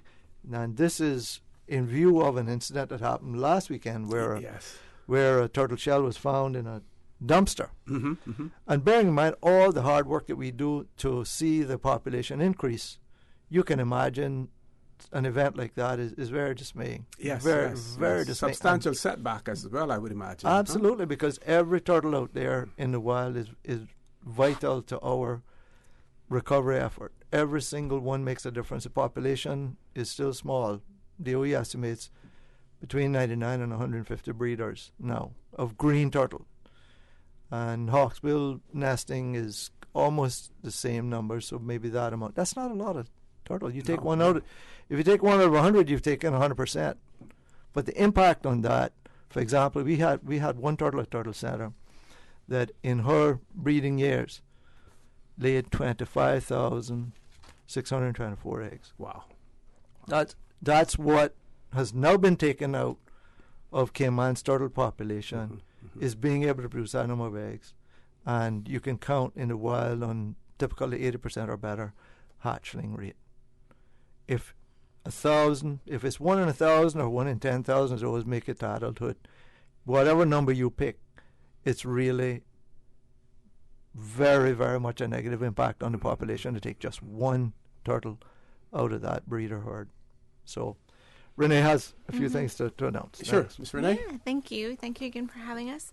But as Tim pointed out, just one turtle is too many to be poached. So we are very, very pleased to announce that we've partnered with Cayman Crime Stoppers, and anyone poaching and or selling wild turtle meat. If you can provide information on those individuals, again, it's if you can provide information on anyone poaching and or selling wild turtle meat, there will be a reward provided for that. Cayman Turtle Center is actually it's Cayman Turtle Center is providing a reward for that, in addition to the amount that Cayman Crime Stoppers will provide. And just in case anybody needs the tip line, it's 800-8477, and you don't have to give any personal details. You'll be given a number that you can then call back. It's an identification number, so you can remain completely anonymous. Excellent. That's a good point for us to take a break. Folks, please stay tuned. For the record, we'll return immediately after the 9 o'clock headline news, which is a very, very short period. What we're going to do is we're going to close the mics off, the phone lines off for a while to give you an opportunity to get all of the information out there. And if the time then allows, we'll open the phone lines for questions and comments as well. So, folks, please stay tuned. For the record, we'll be back shortly. Thank you. Satisfaction is guaranteed 24 hours a day, whether it's music or information. From Grand Cayman to Cayman Brac to Little Cayman, we've got you covered. You ever hear a thing like that? Radio Cayman in the Cayman Islands. Radio Cayman. Radio Cayman's newsroom. These are the biggest stories right now. The Pan Am Games have wrapped up. Lauren Hugh was named the Cayman Islands flag bearer for the evening ceremony. Although no medals were won for Cayman in the 2019 Pan Am Games, the athletes achieved remarkable goals during the week-long event, several of them earning personal best times. Hong Kong International Airport canceled all departures today as thousands of anti-government protesters occupied and caused disruption. Passengers have been told not to travel to the airport, which is one of the world's busiest transport hubs. Many of those protesting are critical of the actions of police who on Sunday were filmed firing tear gas and non-lethal ammunition at close range. And just hours after the high-profile financier Jeffrey Epstein was found dead on Saturday, unsubstantiated theories about his death began to gain traction online. He was set to stand trial on sex trafficking conspiracy charges. He allegedly killed himself in a jail cell in New York. He was accused of running a, quote, vast network of underage girls for sex and pleaded not guilty to the charges last month. He was known to have famous friends and acquaintances, including President Donald Trump, former President Bill Clinton, and the UK's Prince Andrew. Those are your headlines. I'm Karsley Fuller. Radio Cayman, the voice of the Cayman Islands. What's happening in your community? News and information, music and more. You can find us. www.radiocayman.gov.ky. Like us on Facebook and follow us on Twitter. Radio Cayman is your choice, your voice for today's biggest news. Radio Cayman.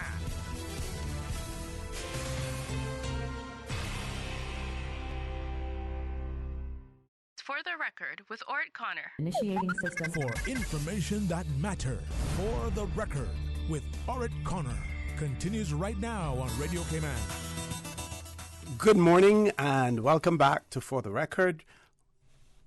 We have in the studio with us Mr. Tim Adam, the Chief Executive Officer for Cayman Turtle Conservation and Education Center. Also with us, we have Dr. Walter Mustin, who's the Chief Research and Conservation Officer, Ms. Renee Howell, Chief Marketing and Merchandising Officer, and Ms. Shona McGill, Education and Program Officer as well. I'm going to have a co-moderator this morning with me, Mr. Tim Adam, because we want Thank you, sir. we want to ensure that you get an opportunity to cover all of the topics and assign those persons who have been assigned those topics as well. So I'm going to throw the mic back over to you, Mr. Tim. Thanks very much, sir. Yes. So when we took the break, we were beginning to talk about the reward that is available through Cayman Crime Stoppers, because we know that there are people out there who know what went on. And a turtle of that size, there would have been people involved in taking the turtle. There would have been people involved in butchering that turtle and in selling it, and people involved in buying it. Every one of those activities I just mentioned is illegal. And they need to be stopped because we're robbing our children's and grandchildren's heritage in Cayman. Some studies were done on the value of a turtle in the wild to a country that has ecotourism, that has divers that enjoy seeing what they call megafauna, large animals. And the value of a turtle in the wild is estimated between $30,000 and $35,000. That's in U.S. money. And that was several years ago. A researcher by the name of Spotilla, I think it was Dr. James Spotilla. James Spotilla, right. Yeah. That's right.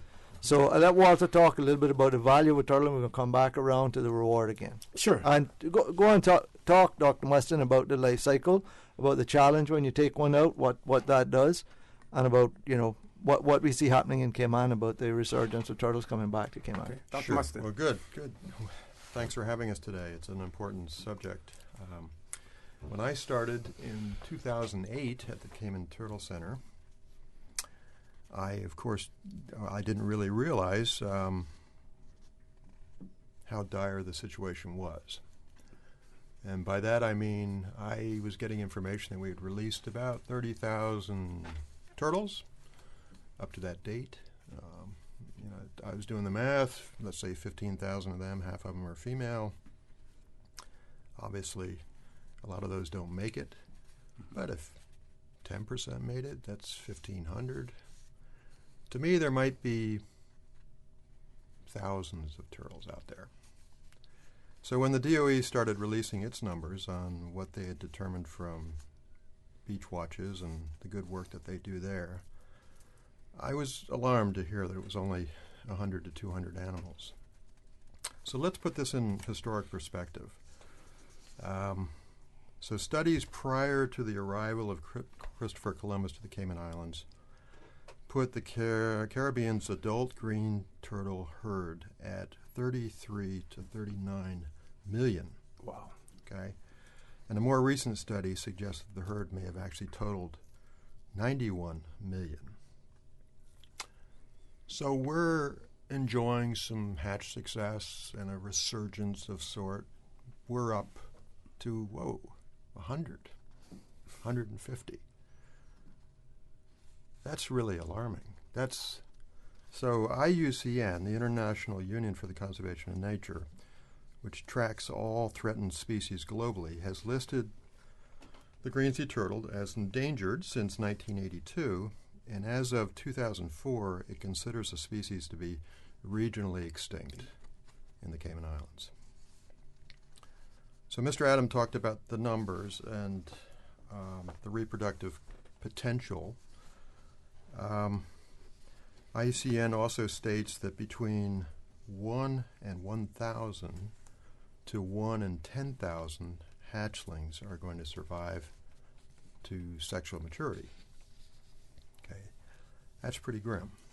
We released, 31,000. If it was 1 in 10,000, it's not many are coming back, okay? What we do is very important, and every turtle that we can put out is important, and every turtle that we can prevent from being poached is important. And many of our listeners may not realize that the sustainable, renewable source of turtle meat that is legal that we produce for local consumption is probably our most effective conservation tool. Yes. So I'm going to share a little study that was done briefly that relates to additional risks that scientists and people, conservationists worldwide, are realizing as part of part of the future of their survival and complicated. And that relates to plastics. So this study took place on the east coast of the U.S. It was conducted from July 2015 to November 2016. 96 post-hatchling sea turtles were collected from 118 kilometers, say 60 miles of Atlantic coastline in Florida. These included loggerhead, green, and hawksbill sea species. 45 of the recovered turtles were rehabilitated and released, but the remaining 52 died and were frozen. So these would have been turtles that had been hatched on the beach, instinctually had gone into the breaks, into the waves, and headed east looking for sargassum, basically, refuge, food, cover, shade. And that would have put them in the Gulf Stream, and they would have spun around 2 or 3 gyres around Europe, Africa, and back, and eventually recruited to the Chesapeake Bay and other feeding areas. The washbacks would be those animals that didn't make it to the sargassum, washed back on shore. So these 52 died and were necropsied by veterinarians at the University of Florida. At necropsy, the gastrointestinal tracts of most of the turtles were contained visible plastic and particles. So they characterized the particle size and the particle types. It was polystyrene, polypropylene, polyethylene. What you'd expect is what we're throwing in our dumpsters. Yes.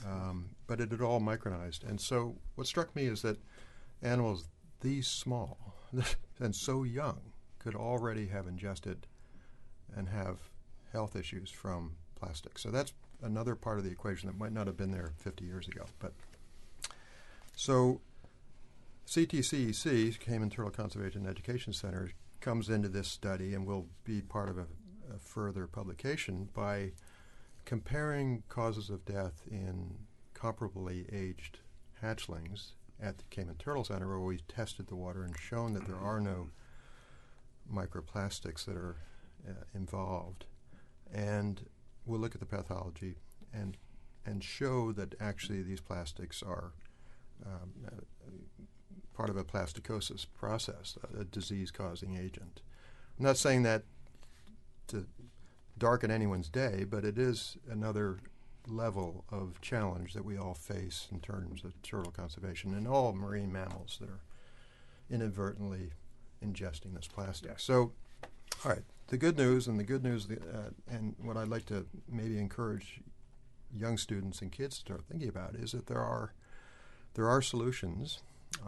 We're not going to just sit around and wring our hands and get upset, but there are some solutions. So one of them is is bacterial-produced plastic, which is a natural plastic harvested from, in this case, genetically engineered bacteria that produce biodegradable, truly biodegradable plastics. So these could replace the plastics that are hurting turtles today and in the future. But it's going to take research, it's going to take effort, and it's a very ripe and important career that young students could be going into. So I'll leave it at that for right now. Yeah. Okay.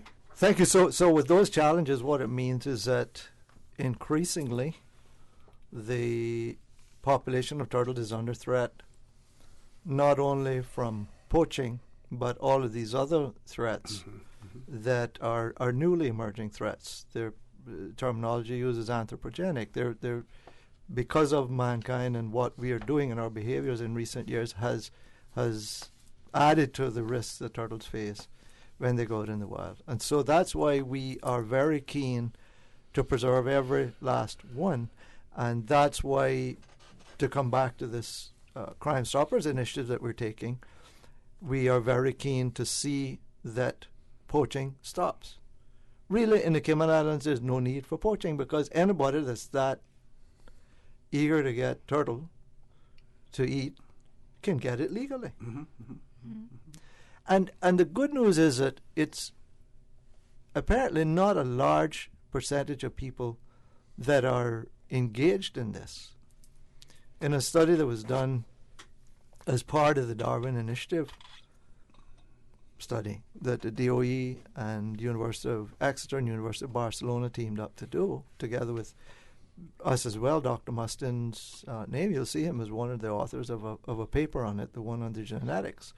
But the other part of that study was very much on the socioeconomics of turtle meat consumption.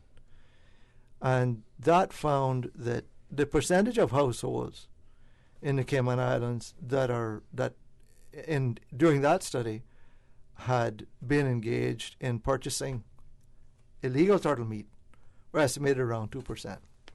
And the confidence interval, if I remember rightly, was somewhere between the 95% confidence interval, somewhere between 0.6 and 4.5%. So definitely, you can say less than 5%, small number, are engaged in this, and yet it has such an awful impact on the wild turtle population. We were just talking about one. Yeah. What seems to be the attractiveness of the wild turtle as opposed to the farm-raised turtle? Why people are still able? Why there's still a market for it? Okay, there's a couple of driving forces, and that study really revealed some interesting things. One was that, from what they could tell, the wild turtle is sold at a lower price. So for the poacher, there is the incentive of earning some money. If you catch a 300 or 400 pound turtle, you can look, let's say 400 pounds, you can look to get probably 200 pounds of usable product from it. And, you add those numbers up depending on what you sell it at. If you sell it $6 a pound, which is, less than we sell turtles to at $9 a pound, you can see the incentive for the poacher financially. For the purchaser, maybe some are motivated by a lower price. Some may be motivated even by something as simple as convenience. That somebody's coming on your door knocking and offering you turtle meat so you don't have to come in and go anywhere to purchase it, don't have to leave your home. A few people in the survey indicated that they still had a preference for the taste of wild turtle meat, but yet a significant number of those people said that they only consume the legal turtle meat, the one that is farm-bred, farm-raised in a closed cycle that takes no eggs or turtles from the wild. So why this is going on, there are many questions. But what we are keen to do is collaborate as much as we can with the various enforcement arms in our country. And there are new technologies coming available, and we are engaged in pursuing some of those to track down the incidents of poaching, the incidents of purchasing wild meat, and basically to put a stop to this sort of thing, right? And have to take a commercial break. When we return, the conversation with the folks from the Cayman Turtle Conservation and Education Center will continue, so please stay tuned. For the record, we'll be back shortly. Gym tonight? I have another test today. Wow, for somebody who isn't in school, you've had a lot of tests this week. Well, Vamp Motors is giving out fresh baked cookies to customers who test drive SUVs this month. And since I haven't decided what to buy, I'm just test driving each one to see what I like best. You better test drive that to the gym and back, especially with all those free cookies you're getting from Vamp. Take a test drive for a sweet surprise this August at Vamp Motors. Test drive any SUV and receive a freshly baked cookie. It's our way of saying thanks for dropping by to check out our huge sale on every SUV in stock. Save up to $4,400 during Vamp's summer SUV sale. Now through the end of August. That's every SUV in stock on sale. Save up to $4,400 or put the savings towards upgrading your vehicle. Sweeten the deal with Vamp Motors, Walkers Road. It was a day that changed my life. No words can describe the feelings of seeing my baby boy sick for the first time. The overwhelming feeling of fear to be responsible for his health and happiness became my priority. So I did what any nurturing mother would do when their baby is sick. I took him to get some of the best medicine possible. CTMH Doctors Hospital Pharmacy understands the importance of careful decisions you make every day for your family. Our staff work towards healthcare excellence and providing the most current and up-to-date training with pharmaceutical care, so you can feel confident in knowing that your family is safe with the right medication. At CTMH Doctors Hospital Pharmacy, we take care of your health. At Logic, we make things better for our customers. It's why we're offering free Boost Wi-Fi. With Boost, you get improved Wi-Fi connectivity everywhere in your home, so there's no more dead zones. The only people we're not making this better for is parents.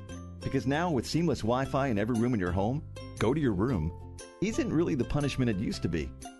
Sorry about that. Sign up now for any Logic Bundle package and get free Boost Wi-Fi for a limited time. Visit logic.ky for details. Looking for a new car? We can give you a zillion reasons to switch to electric. They cost you less to run. They helps to save the planet. They are free charging stations all across Grand Cayman. Low maintenance needs. They're quiet both inside and out. And they're the future. But most of all, the government has reduced custom duties on electric cars. For cars valued below $30,000, you now don't have to pay anything. Visit the Ministry of Commerce, Planning and Infrastructure Facebook page for more information on electric cars. For the record with Orrett Connor. Initiating system. For information that matters. For the record with Orrett Connor. Continues right now on Radio Cayman. Good morning and welcome back to For the Record. We have the folks in from the Cayman Turtles Conservation and Education Center, and my co-host with me this morning, CEO Mr. Tim Adam as well.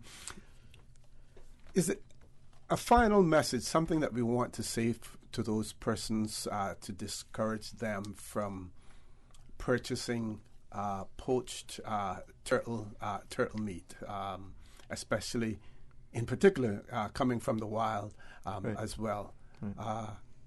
What can we say to them? You know, the role that they can play by refusing to purchase or refusing to refer someone, and rather than saying, "Oh, I'll find someone to sell it," no, I'm going to report you to the authorities. With facilities like Crime Stoppers, any responsible person in Cayman that knows anything about these things can refuse and report. Mm-hmm. Refuse to get involved in it, and you can report it. You can report it anonymously to Crime Stoppers. 800 TIPS, 800 TIPS. Yep, 800-8477. Right. And just remember, if you are partaking in that one wild poached turtle, you are preventing the life of up to 25,000 hatchlings, mm-hmm, up to 25,000 turtles. Yes. Yeah. So it's not just one turtle; it's so many. It's the opportunity to repopulate the sea turtles. You're affecting global turtle recovery efforts. Precisely. And this iconic species in Cayman. So the message to them too is the third R is if you go through the Crime Stoppers, there's an R for reward as well. And the reward, the method you collect the reward is all anonymous as well. Yeah, and it's probably more than the $6 or $7 a pound that you're going to pay for it as well. Well, we've boosted the reward in this instance. It's by $2,000. Okay, wow. And Crime Stoppers, depending on quality information and the conviction it leads to, up to $10,000 just from Crime Stoppers. We've topped that up. Okay, so we have one caller that we're going to entertain now. Caller, good morning. Welcome to For the Record. Good morning. Good morning, sir. Good morning to you and your panel. Armand here in West Bay.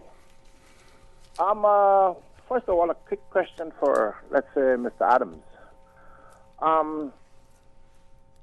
I'd like to give me some indication how important the Barker's Beach is to the turtle laying eggs and sort of, harvesting up there and so on. How important is that beach? Okay. That's a good question. There are certain parts of beaches in Cayman that are beautiful beaches that are behind a reef. And if it's opposite a channel, typically based on anecdotal evidence, that beach can be important for turtle nesting. If it's close to a channel, not so far away. But even some, if I may, just go a little bit further east, go up like the East End, there's some places behind the reef there that spread quite a ways either side of the channel that are very important to turtle nesting. So there are parts of the Barker's Beach that I would say are of importance. There are other sites that don't have reef in front of them that see quite a lot more nesting going on. But nonetheless, for those turtles that choose to go in through a channel and lay on those beaches that are particularly adjacent to a channel, then there are some important areas there. Foraging too. Yeah, the foraging area. Yeah, now that's for the nesting. And remember, turtles are not always breeding and nesting. Mm-hmm. Turtles spend a considerable amount of their life, most of the year, and for a female it'd certainly be most of the next maybe 2 years or more before she come back to nest, eating. They're foraging for food, and depending on the species is what they eat. But the green turtle, for example, will use those areas in there, near to those beaches and Barkers for the turtle grass that they eat, because as you know, adult green turtles are herbivores, and even as turtles are juveniles growing, as they grow, they transition from being carnivores to being herbivores, and part of their carnivorous diet is actually a sponge called a chicken liver sponge. It lives at the base of turtle grass. So the turtle grass beds in those areas are vital for turtles. They're also vital as habitat for juvenile fish, as nurseries and so on. All right. I think I got your message, your point. But again, to my concern, shall I say, Barker's Beach now, there's been a lot of controversy about people like Mr. Handel, who intended to do some sort of a tourist attraction there at the beach and so on and so forth. But I wonder and I ponder what is the true position of people like you, Mr. Adams. On any given day, you can see anywhere between 40 and 60 horses plowing up that beach, riding into the water, not just for the turtle, but any other sort of marine life that might intend to come in and lay their eggs or have fish larvae or whatever. How can this be in a day and age like this? Never mind that when you got the horse droppings, horse manure into that beach, nothing, in my opinion, has been done or said about it, except what I complain about on the road. You have some companies that will truck their horses up to the beach. Others just go along the road, and the horse manures all over the place with the flies and the stench and so on. And I have contacted the Department of Environment, and until this day, nothing has been taking place. But getting back to the point again, I really feel that horseback riding should not be on the beach. So I'll just listen to what you have to say, sir. Thank you. Thank you very much, caller, for that. It's a good question, and I will tell you how we would suggest such a thing should be approached.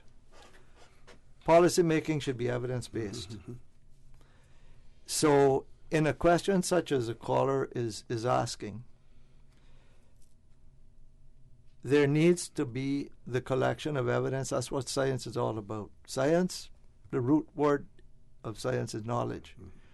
And to get to the science, there needs to be evidence that is collected on what impact does that have on the environment. Because I need to explain something else. Conservation, in terms of how we view conservation, is not that we cannot modify an environment. We see ourselves as caretakers of a beautiful garden, the world that we've been given. It doesn't mean we just leave it to do what it would do if we weren't there, because we can't pretend we're not there. Mm-hmm. So we have responsibility to take good care of it. But we also, if you're asking for a worldview on these things, we also have to take the view that, yes, mankind has their needs too. So to do a proper job of responding to whether or not horses on Barker's Beach is important, number one, to the activity, to human activity, and number two, does that activity have a detrimental effect? Really what should be done is to weigh those two and see, A, how can it be done in a way that mitigates any negative impact? Having determined what negative impacts there are, if any.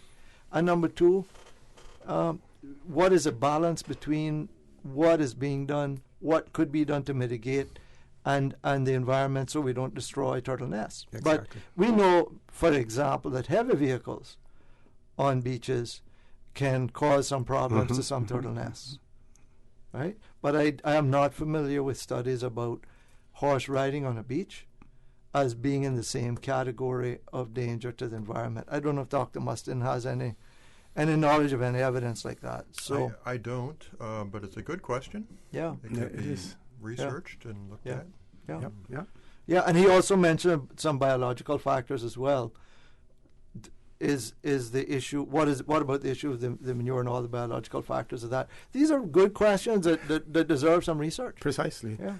We have another caller. Caller, good morning. Welcome to For the Record. Good morning, Mr. Orrett Connor. Good morning, sir. How are you? Okay, and good morning to your guest this morning. Good morning. Good morning. Yes, the animal rights people, when they were talking about shutting down the turtle farm, which I didn't agree with. But there's a concern as a Caymanian when it comes to the turtle farm. The concern is the overcrowding in some of the crawls. I was wondering if it was possible if you all could find a location, say, in East End, where you all are able to expand the turtle farm in that area, that our turtles are able to have more space to swim instead of being so overcrowded, because as you all know, and as I have learned, turtles are very intelligent animals.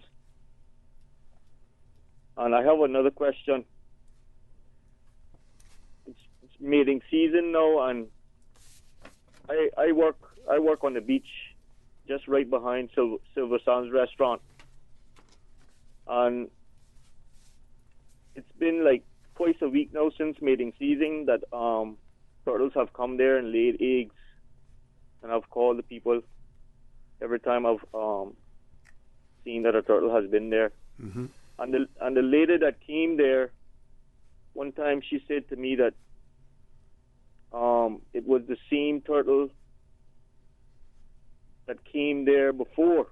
I wasn't able to ask her how she knew that. I don't know if it was because of the seam size of the hole. But I'm asking that question here this morning. How was she able to know that it was the same turtle before that came there to lay eggs, was the same turtle that morning that came there again? Thank you very much. Thank you very much, caller. We're going to take a commercial break. When we return, we will have our experts here in the studio answer your questions as well. So please stay tuned. For the record, we'll be back shortly. Sometimes having a middleman is not a bad thing, especially when it comes to insurance. Do you know that when it comes to cost, ease, speed, and peace of mind, insurance brokers ranked higher than when customers buy direct? So, for all your insurance needs, call Fidelity Insurance. We're the middleman you want. Call us today at 949-7822. Fidelity. We're good for you.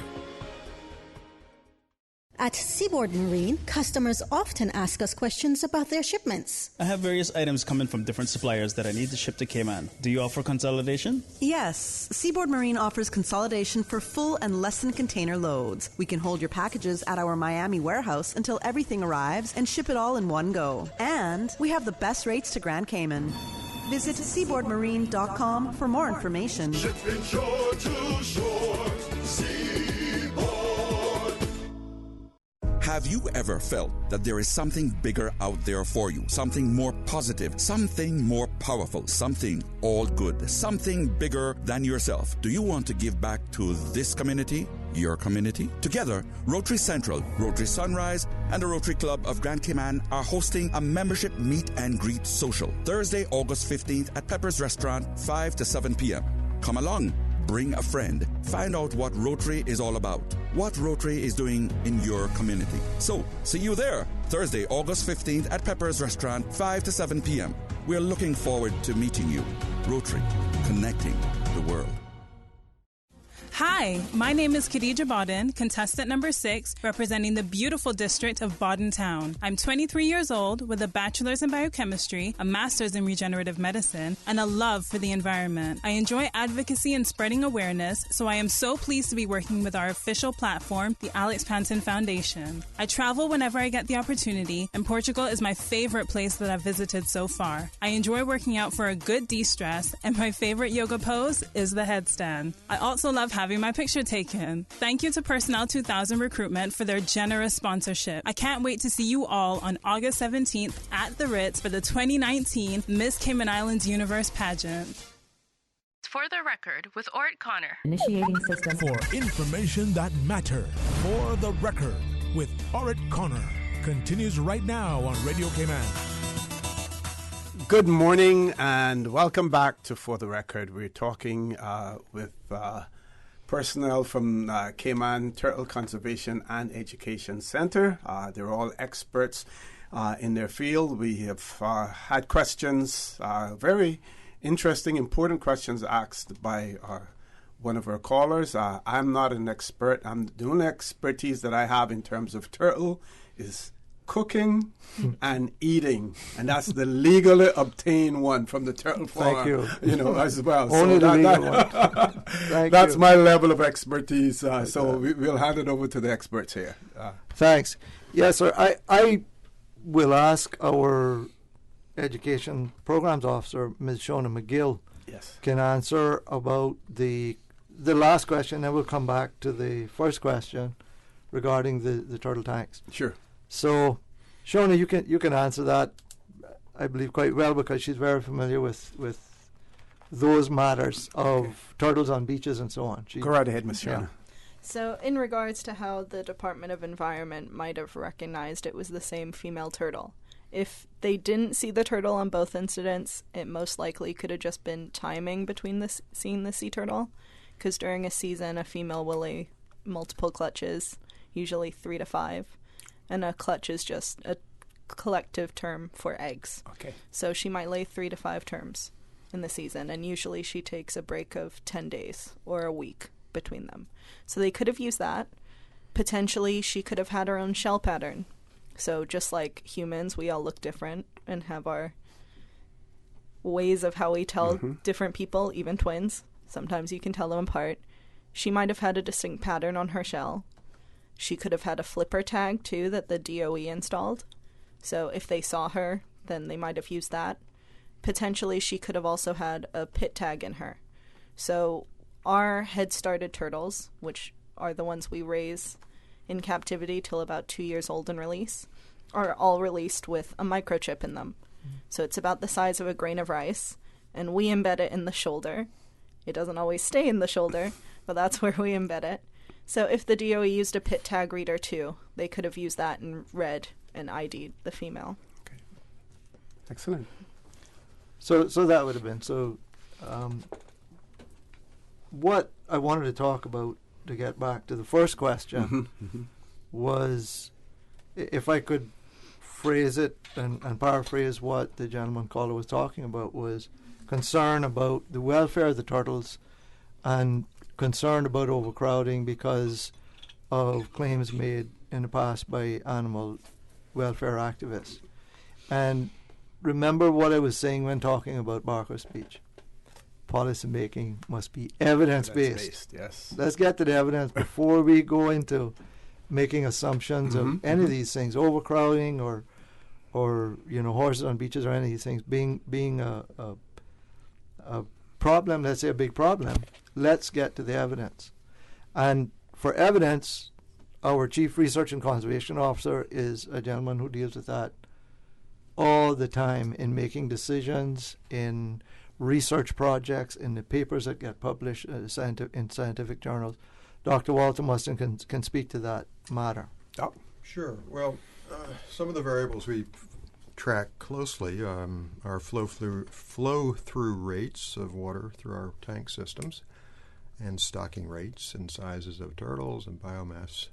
So we optimize stocking rates and have adjusted them in recent years to provide more space per turtle.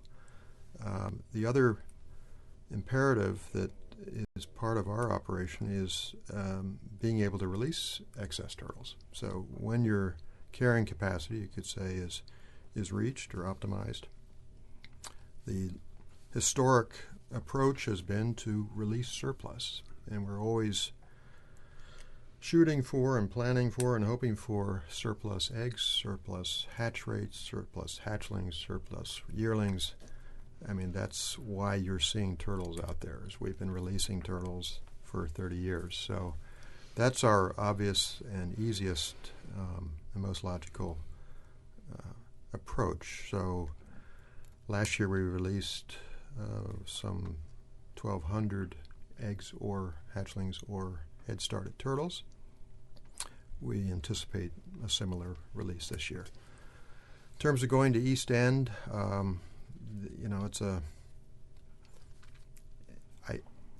it's possible. If you've been to the Turtle Center and noticed near the building where they sell meat, there's an enormous investment made in a pumping station and a pump pit with these 5,000-gallon-minute axial flow pumps and redundant generators, and it's all 24/7. It's a critical aspect of the operation, which ensures that adequate water is coming through the tanks and the waste products are being diluted and released properly. So it's an enormous investment. And when I get inquiries about green sea turtle husbandry, and I have over the many years here, one of my first suggestions on reply is that they come and visit. And the first place that I would take them is to the pump station, so that they can see what sort of investment commitment. Yes. Imagine you've got all these turtles and they're endangered species, and you're tasked with providing the ultimate care if possible, and you have a hurricane event. What happens then? So we've been through these scenarios and have fared well, but we're ready for it. But it's an enormous investment. It's 24/7. I think the alternate solution to target an appropriate biomass for the volume tanks and the flow through that's available to those tanks, not exceed that target, and then plan to and make arrangements to release surplus biomass in terms of Excellent. We have one more caller. I think, do we want to make this the last call? Because we have about 15 minutes, and I know that there's some other areas that you still want to cover in terms of this center itself. There's a few other areas. But so we'll take this call. This will be the last call. We'll take a commercial break, and when we return, give you an opportunity to cover those other areas as well. Caller, good morning. Welcome to For the Record. Caller, good morning. Welcome to For the Record. Okay, let's take the commercial break now, Paul, and then we're going to close the phone lines off so that we can cover all of the other topics that we want to cover as well. Folks, please stay tuned. For the Record, we'll be back shortly. Have you ever felt that there is something bigger out there for you? Something more positive, something more powerful, something all good, something bigger than yourself? Do you want to give back to this community? Your community? Together, Rotary Central, Rotary Sunrise, and the Rotary Club of Grand Cayman are hosting a membership meet and greet social Thursday, August 15th at Pepper's Restaurant, 5 to 7 p.m. Come along. Bring a friend. Find out what Rotary is all about, what Rotary is doing in your community. So, see you there, Thursday, August 15th at Pepper's Restaurant, 5 to 7 p.m. We're looking forward to meeting you. Rotary, connecting the world. At Seaboard Marine, customers often ask us questions about their shipments. Hi, I'm thinking of buying a car from the States. Which port do you ship out of? Hi, we ship out of Miami, Houston, and Brooklyn. Just let us know your port of choice and we can provide you with a quotation and answer any questions you may have on insuring and protecting your vehicle during its journey. Shipping shore to shore, Seaboard.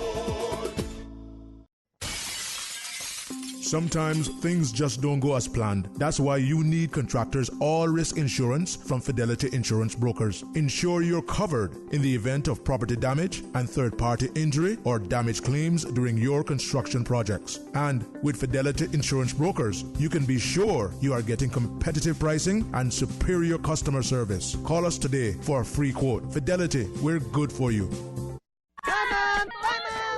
Hey, are those new glasses on Will? Yeah, we went to Optical Outlook. Wham, bam, easy exam. Finally, an exam he could pass. And we had the glasses the next day. Easiest part of our back-to-school shopping for sure. Book your child's eye exam today at Optical Outlook. Call 746-2020. Get half off a complete pair of glasses with any student's eye exam now until August 31st. Come see the difference with Optical Outlook, located in Caymanian Village. Terms and conditions apply. For the Record with Orrett Connor. Initiating system. For information that matters. For the Record with Orrett Connor. Continues right now on Radio Cayman.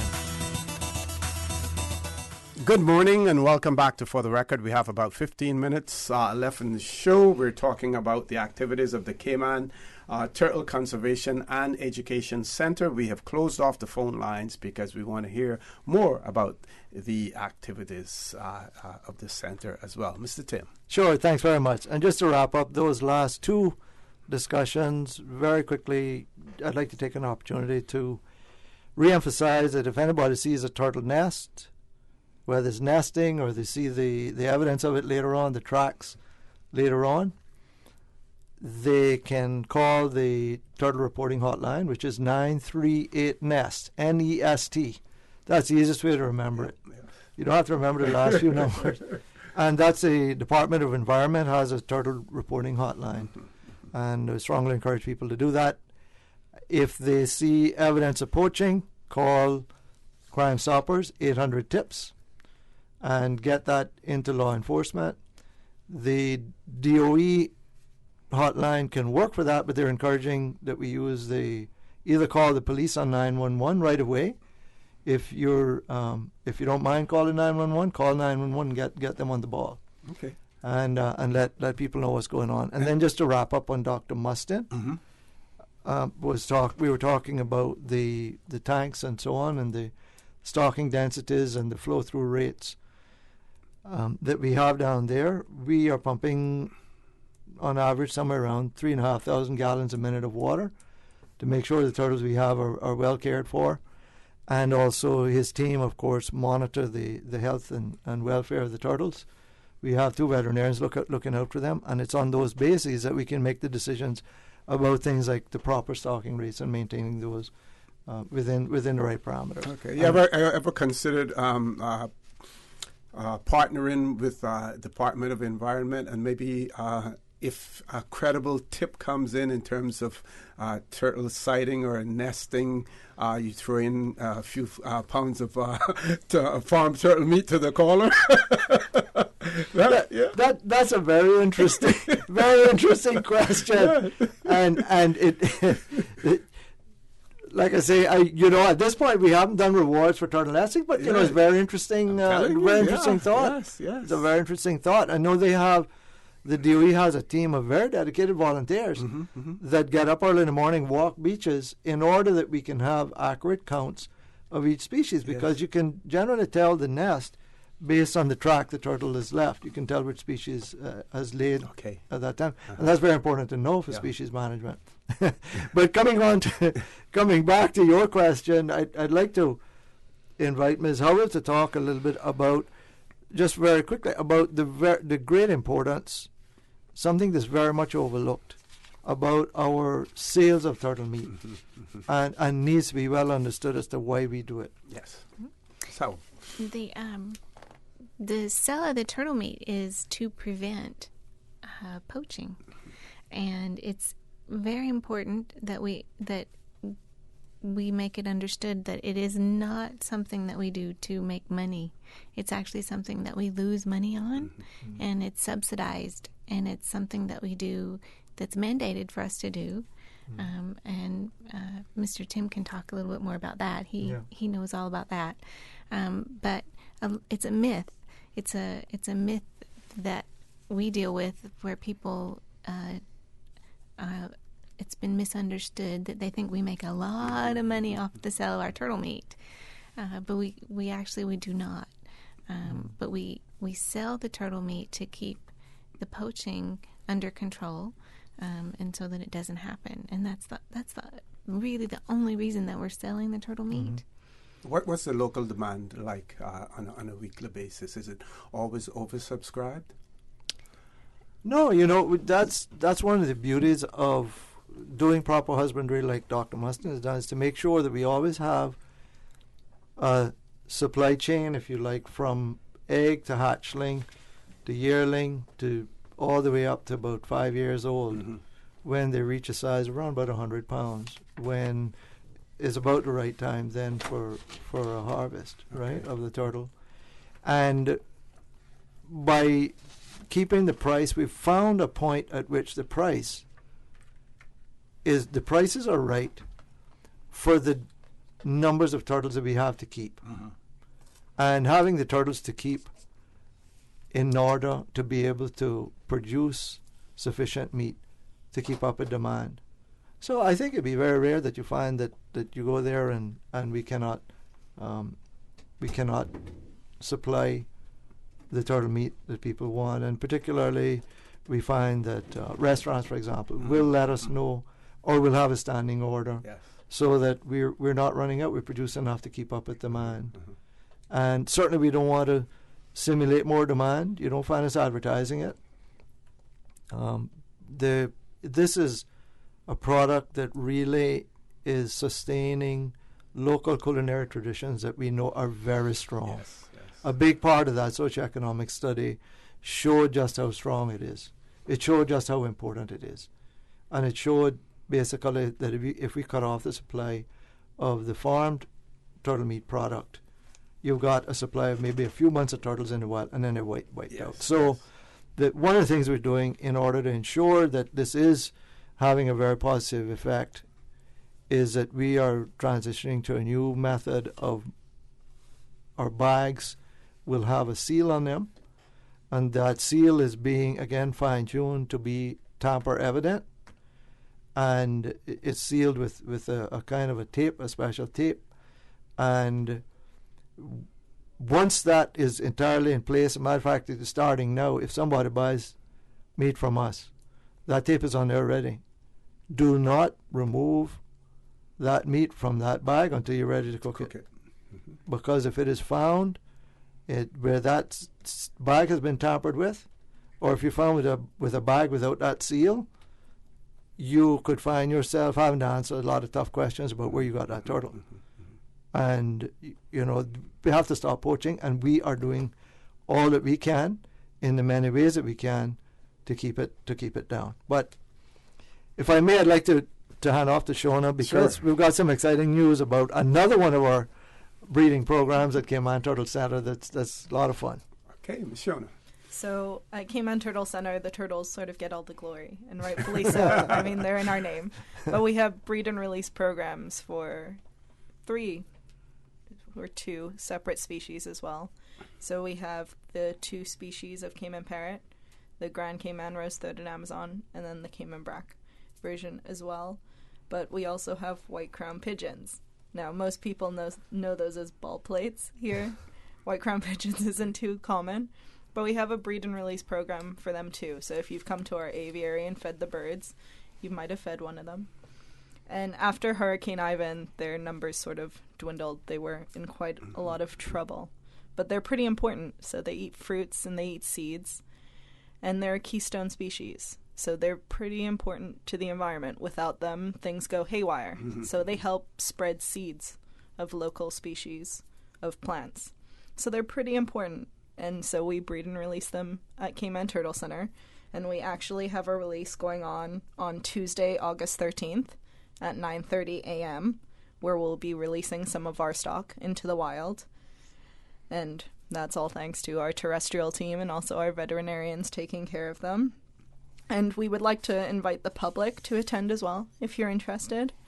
And you can come to help release the birds or also just to watch and release the birds.